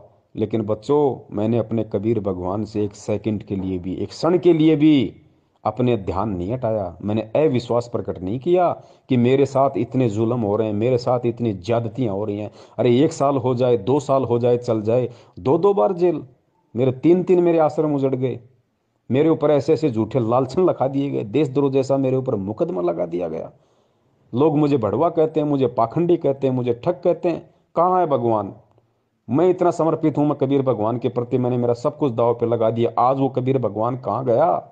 आज क्यों नहीं आ रहा? पुण्यात्माओं, एक सेकंड के लिए भी गुरुदेव के मन में ये बात नहीं आई। और यही आज सबसे बड़ा उदाहरण परमात्मा पेश कर रहे हैं कि बच्चों, जिस प्रकार इतना सब कुछ होने के बाद भी जो तुम सहन भी नहीं कर सकते, जो मैं कर चुका हूं, और जो मैं आज सहन कर रहा हूं, वो तुम कभी जिंदगी में सहन भी नहीं कर सकते। और इतना होने के बाद भी मैंने एक क्षण के लिए भी अपने भगवान से मैंने नफरत नहीं की, मैंने अपने भगवान में दोष नहीं निकाला, मैंने भगवान से ये भी नहीं कहा कि भगवान आके मेरी रक्षा कर, मेरे साथ ऐसा क्यों हो रहा है? मैं तो सत्य की राह पे चल रहा हूँ, और मैंने तो सुना कि जो सच की राह पे चलता है भगवान उसके साथ होता है। आप कहाँ हो? एक सेकंड के लिए परमात्मा के मन में ये नहीं आया। तो पुण्यात्माओं, जब भगत की भूमिका में परमात्मा हमें इतना सब कुछ करके दिखा रहे हैं, तो हमने भी उसी स्थिति में आज रहना पड़ेगा। आज चाहे हमारा हाथ कट जाए, चाहे हमारे दोनों पैर कट जाए, चाहे हमारी जुबान कट जाए, चाहे हम बिल्कुल निर्धन हो जाएं, हम दरिद्र हो जाएं, आंखों के सामने बेटा मर जाए, बेटी मर जाए, माँ मर जाए, बाप मर जाए, परिवार उजड़ जाए, कैसे भी हमारे को चाहे हाथ में कटोरा लेकर रोड पे भीख मांगनी पड़ जाए, अंतिम समय तक चाहे हमारे को ये क्रिया करनी पड़ जाए, 2 साल नहीं, 10 साल नहीं, अगर 50 साल का जीवन है और कल हमारी मौत होनी है, और कल की मौत के 1 सेकंड तक यदि हमारे हाथ में कटोरा है और वो दुर्दशा है, और यदि हमें गुरुजी का नाम मिला हुआ है, तो ये गुरुजी उदाहरण पेश कर रहे हैं कि बच्चों, उस समय तक भी तुम्हारे अंदर मेरे प्रति, अपने गुरु के प्रति जरा सा भी विक्षेप नहीं आना चाहिए कि गुरुजी कहाँ है, भक्ति कहाँ है। मैं गुरुजी के लिए इतना सब कुछ मैंने कर दिया, इतना सब कुछ मैंने त्याग दिया, हर चीज़ मेरी बर्बाद हो गई, मैं रोड पे हूँ इतने वर्षों से, टाइम पे खाना नहीं मिल रहा, आज गुरुजी कहाँ गए? फिर कहाँ है भगवान? कहीं ऐसा तो नहीं कि मैंने मेरा जीवन बर्बाद कर दिया हो इनके पीछे लग के। पुण्यात्माओं, अंतिम समय भी यदि हमारे इतना सा भी विक्षेप, यदि ऐसी परिस्थितियों में भी यदि आ गया, तो उसी क्षण हम फेल हो जाएंगे। ठीक है, जो संघर्ष हमने किया, जो यात्राएं हमने सहन की इस भक्ति मार्ग में, वो परमात्मा पता नहीं हमारे को ब्रह्मा विष्णु महेश बना देगा, सारा दे देगा, सब कुछ दे देगा, अनंत युगों तक ऊपर राजा बना देगा, देवता बना देगा, महादेव बना देगा, लेकिन मोक्ष तो नहीं मिला जिसके लिए हम यहाँ पे भटक रहे हैं। तो पुण्यात्मा, इतना विश्वास हमने गुरुदेव पे रखना करे। खुद मालिक की वाणी है कि नाम सहित बेवतन भला, जो दर दर मांगे भीखा, और क्या हुआ छत्र की छाया चालाई, और राजपाट दिल्ली का। पुण्यात्माओं, गुरुदेव ने यहाँ तक कह दिया कि बेटा, अगर तेरे पास मेरा नाम है, तू यदि मेरे शरण में है, और यदि इस नाम लेने के बाद भी अगर ऐसी कोई नौबत आ गई कि नाम सहित बेवतन भला, अगर तेरे को देश निकाला दे दिया, तेरे ऊपर देशद्रोह का मुकदमा भी लगा दिया, नाम सहित बेवतन भला, जो दर दर मांगे भीखा, अगर तेरे को हाथ में कटोरा लेके दर दर भीख मांगने की भी तेरे को नौबत आ गई, तो कहते हैं यो राजपाट, क्या हुआ छत्र की छाया चाला, यो राजपाट दिल्ली का। तो अपने आप को किसी राजा से भी, जो 24 घंटे ऐसो आराम में रहता, उससे भी खुश नसीब मानना, अगर नाम तेरे पास में है, चाहे भीख मांगनी पड़ जाए। पुण्यात्मा, बहुत ही ये रेयर समय है, इसको बोलते रेयर समय, ये दोबारा नहीं आता। अनंत युगों में क्या पता कब बिल्ली के बाग का हमारा छिक्का टूटे, तब ये समय हमारा आएगा पुनः, नहीं तो नहीं आएगा। अब ये बहुर न ऐसा दाव, परमात्मा कहते हैं ना, समझा है तो सिर दर पाव, बहुर नहीं रे ऐसा दाव। अरे जो ऋषि मुनि, जो महात्मा जिनका हम जिक्र सुनते हैं, मार्कंडे जैसे, चुणक जैसे, और भी कितने परमात्मा ने उदाहरण बताए, विश्वामित्र जैसे, जिन्होंने इतने इतने हजारों वर्षों तपस्या की, अपना शरीर गाड़ दिया, सब कुछ दाव पे लगा दिया, किस लिए? केवल परमात्मा के दर्शनों के लिए। उनको मोक्ष का तो पता ही नहीं था, केवल परमेश्वर के दर्शनों के लिए, एक झलक पाने के लिए। और उन महापुरुषों को इतना परित्याग, इतना तप, इतना सब कुछ सहन करने के बाद भी एक सेकंड के लिए दर्शन तक नहीं दिए। इसी कबीर परमात्मा ने, इसी गुरु जी ने, जो आज रात दिन हमारे को दर्शनों के प्याले पिला रहा है, दर्शन तक नहीं दिए उनको। तो पुण्यात्मा, ये कितना बड़ा हमारा सौभाग्य है कि खुद चल के परमात्मा हमें लेने आया है, खुद चल के, वरना परमात्मा को कोई हमारी आवश्यकता नहीं है। गुरुजी कहते हैं कि शीश उपाड़े भूई धरे, ऊपर मचके पांव, कबीर का घर शिखर में, तेरी गरज पड़े तो आओ। गुरुदेव ने बताया कि हे नादान आत्मा, हे पुण्यकर्मी आत्मा, सरा अपने भाग्य को, अपने किस्मत को सरा कि तू कितना पुण्यकर्मी है, जो खुद सतलोक का राजा तेरे लिए स्पेशल चल के आया, स्पेशल। वरना कहते हैं कि शीश उपाड़े भूई धरे, ऊपर मचके पांव। अगर तू उस परमात्मा को खुश करने के लिए, उस परमात्मा की एक झलक पाने के लिए, अगर तू अपने हाथ में तलवार लेके अपने खुद की गर्दन काटे, फिर उस गर्दन को अपने पैर के नीचे रखे, कहते हैं शीश उपाड़े भूई धरे, भूई यानी भूमि, शीश उपाड़े फिर भूमि पर धरे, और ऊपर रखे पाव अपने ही शीश पे, फिर तू तेरा पैर रख। कहते हैं कबीर का घर शिखर में, सतलोक में, तेरी गरज पड़े तो आओ। इतना करने के बाद भी वो परमात्मा तेरे ऊपर प्रसन्न नहीं हो सकता। और आज सोच, कितना सीधे तरीके से तुझे भगवान मिल गया, तेरी उंगली का नाखून में नहीं उतरा और तुझे कबीर परमात्मा आके मिल गए, तेरी आंख खोलने से पहले तेरे सामने 38 साल का बन के खड़ा हुआ। तो पुण्यात्मा, भी हमारा भाग्य, हमारा सौभाग्य, हमारा अहोभाग्य। 7.5 अरब विश्व की जनसंख्या, जिसमें से 20 लाख उनके शिष्य, और 20 लाख में से 5-10 हजार सत्सेवक, पुण्यात्मा सौभाग्य, और 5-10 हज़ार में से आज लोग जानते कितने को हैं? 200, 250, 400 को। ये परम सौभाग्य हमारा, ये मौका है पुण्यात्मा, इसको गंवाना नहीं है। अरे कहने को तो दुनिया खुद उस परमात्मा को भी देशद्रोही कह रही है, तो क्या हम भक्ति छोड़ दें, उनमें दोष निकाल लें? अरे उनको तो डबल डबल उम्र कैद होगी, वो तो जेल से बाहर नहीं आने वाले भाई। तो क्या हम अपना विश्वास तोड़ दें? तो कहने दो लोगों को, हमें गुरुद्रोही कहते हैं तो कहने दो, हमें ठग कहते हैं तो कहने दो। एक दिन खुद उनकी जुबान सूख जाएगी, खुद चुपचाप हो जाएंगे। ये विधान है परमात्मा का। लेकिन पुण्यात्माओं, अडिग अटल गुरुदेव कहते हैं कि संत, सिंह और सूरमा ये सदा आगे को बढ़ते हैं, पीछे मुड़ के नहीं देखते ये। तो पुण्यात्माओं, हम संत भी हैं और हम संत के बच्चे भी हैं, हम सिंह भी हैं और हम सिंह के बच्चे भी हैं, हम सूरमा भी हैं और हम सूरमा के बच्चे भी हैं। ये डबल डबल रोल परमात्मा ने ऐसे दया कर रखी है आप और हमारे ऊपर। मालिक की खुद की वाणी है कि लख भर सूरा जूझ ही, लख भर सावंत दे, और लख भर यति जहान में, तब सतगुरु शरणा ले। आप और हम कौन सी आत्माएं हैं? गुरु जी कहते हैं याद कर लिया करो कभी, अगर मन अगर ज़्यादा दबाव डाल दे और अगर कभी मन में ऐसा कोई दोष उत्पन्न हो जाए ना, तो इन वाणियों को याद कर लिया करो कि मैं कौन हूँ। हनुमान जी जैसे, गोरखनाथ जी जैसे तो हमारे पैर के नाखून के बराबर नहीं है, जिनके लोग घर में मूर्तियाँ बना के पूज रहे हैं। जब हम तत्व ज्ञान की गहराई में जाएंगे, परमात्मा कहते हैं लख भर सूरा जूझ ही, लख भर सावंत दे। लख भर सूरा, सूरा यानी सूरवीर। गुरु जी ने बताया कि लाखों जन्म तुमने सूरवीर के प्राप्त किए, लाखों जन्म सूरवीर के प्राप्त किए तुमने। और लख भर सूरा जूझ ही, लख भर सावंत दे। सूरवीर से भी ज्यादा पुण्यकर्मी होता है सावंत दे वाला व्यक्ति, जिसके हाथ घुटनों से नीचे तक जाते हैं, एक या दोनों, उसको सावंत दे व्यक्ति कहा जाता है। तो कहते हैं लख भर सूरा जूझ ही, लख भर सावंत दे। हम जितने भी बड़े बड़े जो सूरवीर हैं, भीम जैसे और जितने बड़े बड़े योद्धा सूरवीर हुए हैं, जिनका हम जिक्र करते हैं, जो इतिहास में नाम लिखे होते हैं, कहते हैं बेटा तूने ऐसे ऐसे तो लाखों जन्म सूरवीर के प्राप्त कर लिए पहले, और लाखों जन्म तूने सावंत दे। आज तो कोई है नहीं पूरे विश्व में सावंत दे वाला, ऐसा पुण्यकर्मी आज विश्व में कोई है ही नहीं मानव शरीर में। क्योंकि गुरुजी हैं तो गुरुजी तो परमात्मा है, वो मानव की कैटेगरी में नहीं आते। उनके अलावा कोई सावंत दे व्यक्ति आज पूरी यहाँ पे पृथ्वी पे नहीं है। तो सोचो हमने ऐसे लाखों जन्म प्राप्त कर लिए। तो लख भर सूरा जूझ ही, लख भर सावंत दे, और लख भर यति जहान में। यति, हनुमान जी यति थे, उन्होंने शादी नहीं की, कभी स्त्री भोग नहीं किया, उनको कहते हैं यति। एक होता है जति, जति वो होता है जो अपनी औरत के अलावा किसी की तरफ कुदृष्टि डालता भी नहीं है, वो होता है जति। जैसे लक्ष्मण जी थे, वो जति थे।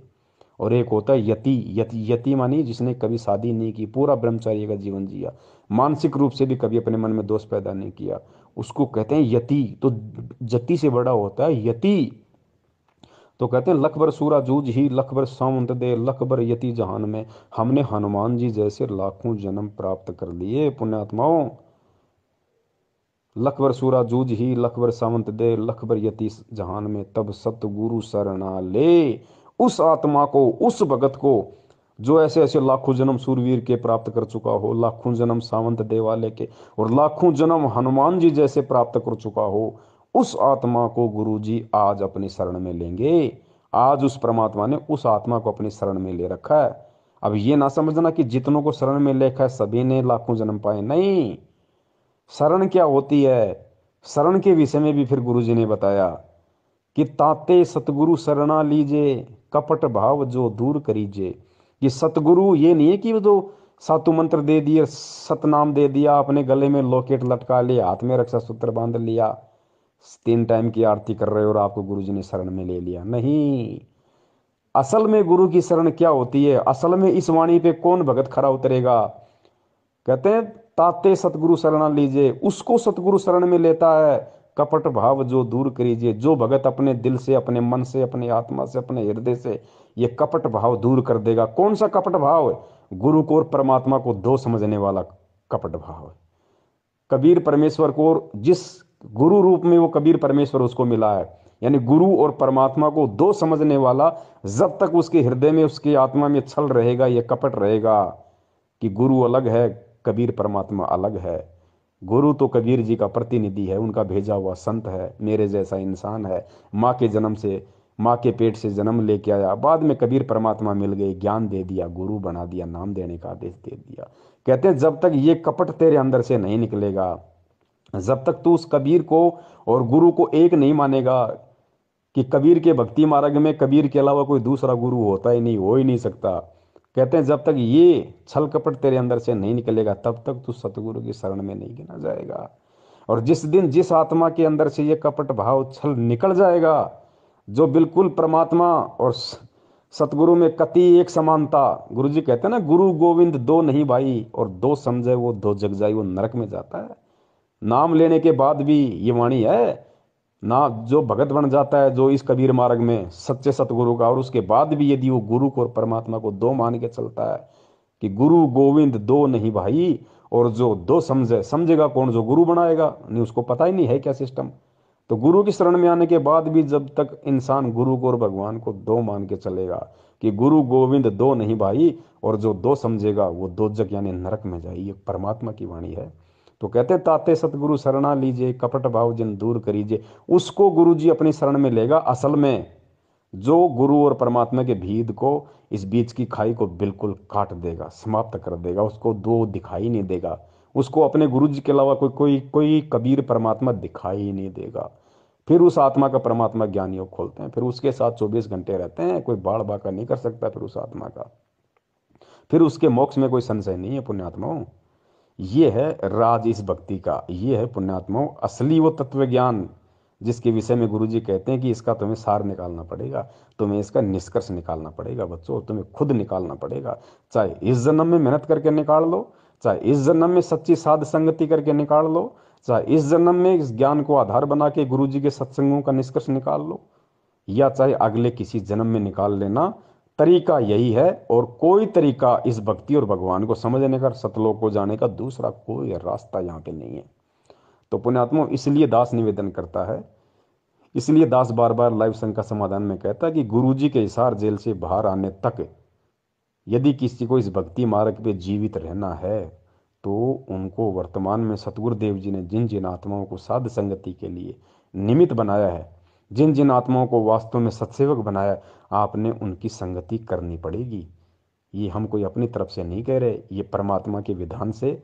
और ये 1 घंटे से ऊपर की ऑडियो जो पता नहीं परमात्मा ने क्या प्रेरणा करके, एक भाई ने व्हाट्सएप पे कमेंट्स किया था, मनोज बिष्ट जी हैं परमेश्वर की आत्मा, उन्होंने ये सवाल पूछा था, दास ने देख लिया तो परमात्मा ने प्रेरणा की, दास ने ऑडियो बनाना शुरू किया। मालिक आगे से आगे शब्द देते गए, प्रेरणा करते गए, दास बोलता गया। क्योंकि पुण्यात्माओं मुझे अच्छी तरीके से पता है कि मेरा नाम पवन दास है और मेरी औकात 2 कौड़ी की भी नहीं है।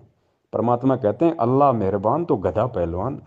ये पवन दास नाम का गधा तब तक पहलवान है भक्ति मार्ग में जब तक मेरा अल्लाह मेरा गुरु मेहरबान है, कुछ नहीं है इसके अलावा। इस दास को तो थोड़ा 200-400 मीटर पैदल चल लेता है तो मेरे तो सांसें उफरने लग जाती हैं। पुण्यात्मा मेरी क्या औकात है, क्या औकात जीव की हो सकती है, चाहे कोई कितना बड़ा कोई महाबली क्यों ना हो। यहाँ पे आप और हम तो हैं ही क्या उनके आगे। इसलिए पुण्यात्माओं साध संगति से जुड़े रहो, परमेश्वर के ज्ञान को आधार बना के चलते रहो। इस भक्ति मार्ग में गुरु जी के परिवार का, गुरु जी के रिश्तेदारों का, यानी जो वंशवाद है, जो परिवारवाद है, उसका जड़ से समाप्ति होनी है। ये सबसे बड़े दुश्मन होते हैं परमात्मा के, सबसे बड़े दुश्मन। ये ज़्यादातर संगत को लेकर डूबते हैं। परमात्मा ने इनका सत्यानाश करना, ज्ञान आधार से, मारना नहीं है। परमात्मा ने मरेंगे तो अपने कर्मों से मरेंगे, क्योंकि खुद परमेश्वर की वाणी है कि राम किसी को मारे नहीं, मारे तो हत्यारा राम। अरे अपने आप ही मर जाएंगे कर कर खोटे काम। तो ये जो खोटे काम ये खुद कर रहे हैं, जो संगत से करवा रहे हैं ना, इनके कर्म इनको ले डूबेंगे। तो हमने केवल परमेश्वर को अजन्मा स्वयंभू सतगुरु, अब देखो हम गुरु जी को सतगुरु सतगुरु कहते हैं, बंदी छोड़ सतगुरु रामपाल जी महाराज जी की जय। लेकिन ये कभी विचार नहीं किया कि बंदी छोड़ शब्द केवल बंदी छोड़ के लगता है, या तो कबीर परमेश्वर के बंदी छोड़ लगाया, या लोगों ने गरीबदास जी के बंदी छोड़ लगाया, या फिर आज संत रामपाल जी महाराज जी के बंदी छोड़ लग रहा है। तीसरे किसी महापुरुष के आज तक बंदी छोड़ शब्द नहीं लगा। हम भक्ति बोध से आरती करते हैं, 3 समय की छोटी पुस्तक में देख लेना, हमारी 11-12 गुरु प्रणाली है। उन 11-12 गुरुओं में केवल 3 के आगे बंदी छोड़ नाम दिखाई देगा आपको। एक तो खुद कबीर साहिब जी के, एक गरीबदास जी के, और तीसरा आज और हम बोलते हैं बंदी छोड़ सतगुरु रामपाल जी महाराज। तो बंदी छोड़ तो भाई परमात्मा के लगता है, पुण्यात्मा बहुत सारी बातें हैं, बहुत सारी ऐसे पॉइंट हैं, लेकिन अब समय बहुत हो गया। परमेश्वर दया करे, हम लाइव संगति के माध्यम से या वैसे भी परमेश्वर जब जब दया करते रहेंगे, आपस में हम साथ संगति करते रहेंगे। और बस भक्ति का आधार विश्वास है और कुछ नहीं पुण्यात्मा, सिर्फ भक्ति का आधार विश्वास। मैं तो यहाँ तक कहता हूँ, अगर कभी कोई ऐसी नौबत आ जाए, क्योंकि देखो परीक्षा लेगा परमात्मा। सेऊ सम्मन के भाग्य में वो संस्कार नहीं था कि सेऊ की सम्मन अपने बेटे की तलवार से गर्दन काटे, नहीं, उसके भाग्य में लिखा ही नहीं था, ऐसा होना ही नहीं था। परमात्मा ने जानबूझ के परिस्थितियां पैदा की। सम्मन और सेऊ के घर पर जब भगवान गए, ऐसी परिस्थिति बना दी परमात्मा ने, परमात्मा की इज्जत के लिए कि गुरु जी की इज्जत पाँच नहीं आ जाए, अपने लड़के को काटना पड़ गया। और फिर समर्थ शीश लेता है या शीश दिया करता है, एक्सटेंड करता है, तो सम्मन के पुत्र सेऊ को भी जीवित कर दिया और उनको मोक्ष दिया।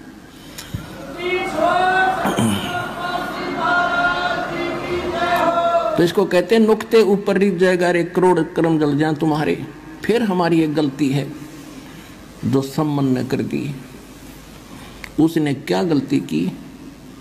उसके मन में एक बात बैठ गई कि हे परमात्मा, मैं धनी होता तो सतगुरु की सेवा के लिए मुझे अपना बालक काटना नहीं पड़ता। अब लड़के की गर्दन काटना ये छोटी बात नहीं। और काट दी, फिर उसके बाद उसके दिल में ऐसी ठेस लगी कि ये मैंने क्यों करना पड़ा कि मेरे पास धन नहीं था। अब वो धन न मांगता रहा, परमात्मा ने उससे जीवन में एक नंबर का सेठ बना दिया। लेकिन सेऊ और उसकी मां ने की, उनको ज्ञान गजब का समझ में आ गया था, वो तो पार हो गए। ये सम्मन रह गया, माया माया करता, मृत्यु होगी।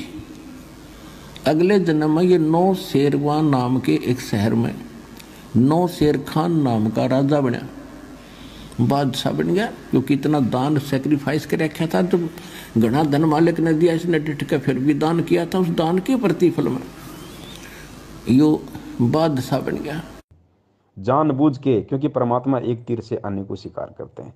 पहला तो परमात्मा ने आज पूरे विश्व के सामने और स्पेशली आज आप और हमारे को भक्ति और भगवान पे विश्वास दिलाने के लिए, एक भगत की महिमा बताने के लिए कि भगवान के लिए क्या कर गुजरने की एक हिम्मत होनी चाहिए भगत के अंदर। अगर जिसको मोक्ष चाहिए उसको, जो सम्मन ने किया, एक सेकंड भी विचार नहीं किया, अपने इकलौते पुत्र की गर्दन काट दी। पुण्यात्मा, आज हम नाखून काटते 5 बार सोचते हैं। तो परमात्मा ने आज के लिए उदाहरण बनाना था। दूसरा जो कमाल था, उसके मन में वहम हो गया था कि मेरे से बढ़ के गुरु जी की कोई सेवा नहीं कर सकता। परमात्मा ने उसका शरीर का पसीना निकाला, उसको बताया कि देख बेटा, भगत तो तूने भी देखे नहीं। और तीसरा, अपनी उन आत्माओं के परमात्मा ने वो पुण्य क्रम बनाने थे। वो परमात्मा ने ऐसा सिस्टम बनाया, ऐसा नुक्ता बनाया, ऐसी परिस्थितियां पैदा कर दी, और अपनी पावर से पुण्यात्मा को सम्मन की औकात नहीं थी, अपने बच्चे की गर्दन काटते, लेकिन परमात्मा ने हिम्मत दी उसको, परमात्मा ने प्रेरणा की, परमेश्वर ने हाथ चलाए उसके। और कहते हैं परमेश्वर ने वो नुक्ता बनाया वहां पे, और उस नुक्ते पे फिर खुद ही प्रसन्न हो गया, खुद ने सारा काम किया और खुद ही फिर प्रसन्न हो गया कि हाँ हो मेरे बेटे ने देख मेरे लिए कि मेरे गुरुजी भूखे ना चले जाएं। मेरे गुरुजी अगर नाराज हो गए तो पूरे शहर का सत्यानाश हो जाएगा। पूरे शहर को बचाने के लिए, अपने गुरुदेव की इज्जत के लिए, कि अगर कल इस सेठ ने अगर राजा के सामने बता दिया कि इनका गुरुजी आया था, इनका गुरुजी चोरी करना सिखाता है, गुरुजी की बदनामी हो जाएगी। अपने गुरुजी की बदनामी के डर से, गुरुजी बदनाम ना हो इसके लिए अपने बेटे की गर्दन काट दी। आज उसी गुरु को जानबूझ के राजनीतियां कर करके बदनाम किया जा रहा है। सोचो हम कहाँ हैं पुण्यात्माओं। गुरुजी को गंदी राजनीति में धकेल दिया, गुरुजी का नाम ले लेके वोट डलवाए जा रहे हैं। सोचो सेव और सम्मन की तुलना में आज का भगत समाज कहाँ है। तो ये ज्ञान योग और सद्बुद्धि परमेश्वर ने सत्सेवकों की खोल रखी है, जो आज दूध और पानी को छान रहे हैं, नीर खीर का निबेरा कर रहे हैं। तो पुण्यात्माओं, ठीक इसी प्रकार परमेश्वर ने वो लीलाएं की सारी आप और हमारे को समझाने के लिए, इस भक्ति पे हमारे अंदर इतना विश्वास पैदा करने के लिए कि पुण्यात्माओं, अगर विश्वास नहीं है तो भक्ति नहीं है। अरे आज तो हम दिन रात सत्संग सुनते हैं, मोबाइल 24 घंटे हमारे हाथ में रहते हैं, टीवी चैनल हैं। सोचो सम्मन कहाँ सत्संग सुनता था। कभी साल 2 साल 4 साल में मौका मिला, कभी गुरु जी के चला जाता है, गुरु जी आ जाते तो नहीं। उस समय कहाँ मोबाइल था, कहाँ वो अपनी चूड़ी बनाते बनाते सत्संग सुनता था भाई। और बिना सत्संग सुने ज्ञान आधार हो नहीं सकता। तो पुण्यात्माओं, आज हम उन आत्माओं के सामने कहाँ टिकते हैं। आज तो हमने कुर्बान हो जाना चाहिए गुरु जी के ऊपर, मर मिटना चाहिए हमारे हमारे परमपिता परमेश्वर सतगुरु रामपाल जी महाराज जी के ऊपर कि परमात्मा आपने कैसे दया बख्शी। आज हम अगर एक दिन गुरु जी के सत्संग ना सुने तो आत्मा खाली खाली हो जाती है। और सोचो उस समय तो वो 4 4 साल सत्संग नहीं सुनते थे गुरु जी के, फिर भी इतनी उनमें उनमें हिम्मत, दृढ़ता। तो पुण्यात्माओं, आज फिर हम क्यों पीछे हट रहे हैं। और आज भी यदि हम इस मौके को चूक गए तो इसलिए गुरु जी कहते हैं कि दोबारा ये दाव नहीं लगेगा, फिर तेरा फिर नहीं लगेगा ये दाव दोबारा। तो पुण्यात्मा, बहुत सारी बातें हैं। परमेश्वर दया करें हम ऐसे ही एक दूसरे भाई बहन आपस में जुड़े रहें। और हमारे जितने भी भगत भाई बहन जो सतलोक आश्रम मैनेजमेंट हरियाणा के पीछे बेचारे भोलेपन में लगे हुए हैं, पुण्यात्मा हमारा, आप ये सोच लो कि हमारे वो भगत भाई बहन जो 70% हैं जो मैनेजमेंट के पीछे, आप ये मत समझ लो कि उनको कसाई ने बाड़े में कैद कर रखा है। ये सतलोक आश्रम मैनेजमेंट हरियाणा काल रूपी कसाई है साक्षात। और इसने उन भक्तों को बाड़े में कैद रखा है। अब हमारी जिम्मेदारी क्या है। अब हमने उन भक्तों को वहां से मुक्त करवाना है गुरु जी के आशीर्वाद से। और मुक्ति का साधन एक ही है उनका कि हम उन तक ये संदेश पहुंचाते रहें। ये ऑडियो वीडियो मैसेज लाइव के वीडियो हम उनको ना चाहते हुए भी शेयर करते रहें। चाहे वो हमें गालियां दें, चाहे हमें डराएं, चाहे धमकाएं। पुण्यात्माओं, गुरु जी कहते हैं ना, अगर किसी को बुखार है तो बच्चा तो दवाई लेने से मना करता है, ये वो तो रोता भी है, माँ बाप का नाक पकड़ लेता है, कान पकड़ लेता है, थप्पड़ भी मार देता है एक आधा। लेकिन क्या माँ बाप उसको दवाई नहीं पिलाते। पिलानी पड़ेगी, उनको पता है कि ये नादान है। तो इसी प्रकार हमने हमारे भगत भाई बहनों तक, चाहे व्हाट्सएप के ग्रुप हो, चाहे फेसबुक के ग्रुप हो, चाहे सोशल मीडिया का कोई भी प्लेटफॉर्म हो, हमने हर संभव कोशिश करके अपने उन भाइयों तक हमने संदेश पहुंचाने हैं। चाहे वो हमें अच्छा कहें, चाहे हमें वो बुरा कहें। हमें परमेश्वर के प्रति अपना एक शिष्य धर्म निभाते हुए हमने ये कर्म करना है। बाकी खेल सारा परमात्मा का। तो सत्साई पुण्यात्माओं, बंदी छोड़ सतगुरु रामपाल जी महाराज की जय। तो यहाँ महाराज गरीबदास जी कहते हैं कि भाई इतनी बात समझ के भी जय तेरा पल्ला नहीं पड़ती, फिर तब है तेरी मर्जी। गरीब सतगुरु मिले तो क्या करे, अंदर बाद विवादे, सिर जम डंडा खात हैं, चाहे करोड़ मिलो भावे साध। के सतगुरु गुरु मिल भी जावे और या बात फिर भी पल्ले नहीं पड़े तो के करे बेचारा गुरु। वो कह ही सका है भाई, रो सका है, बता सका आपको, बाकी इस पर अमल करना तो आपके भाग की बात सर। तन मन शीस ईस अपने पे, तन मन शीस ईस अपने पे, पहले में चोट चढ़ावे जब कोई राम भक्त गत पावे हो जी। जब कोई राम भक्त गत पावे हो जी। तन मन शीस ईस अपने पे, तन मन शीस ईस अपने पे, पहलम चोट चढ़ावे जब कोई राम भक्त गत पावे हो जी। जब कोई राम भगत गत पावे हो जी। भाई सतगुरु तिलक अजप्पा माला, युक्त जटा रखवावे। सतगुरु तिलक अजप्पा माला, युक्त जटा रखवावे। जत को पीन सत का चोला, भीतर बेख बनावे जब कोई राम भगत गत पावे हो जी। जब कोई राम भगत गत पावे हो जी। भाई लोक लाज मर्याद जगत की, तृण जो तोड़े बगावे। लोक लाज मर्यादा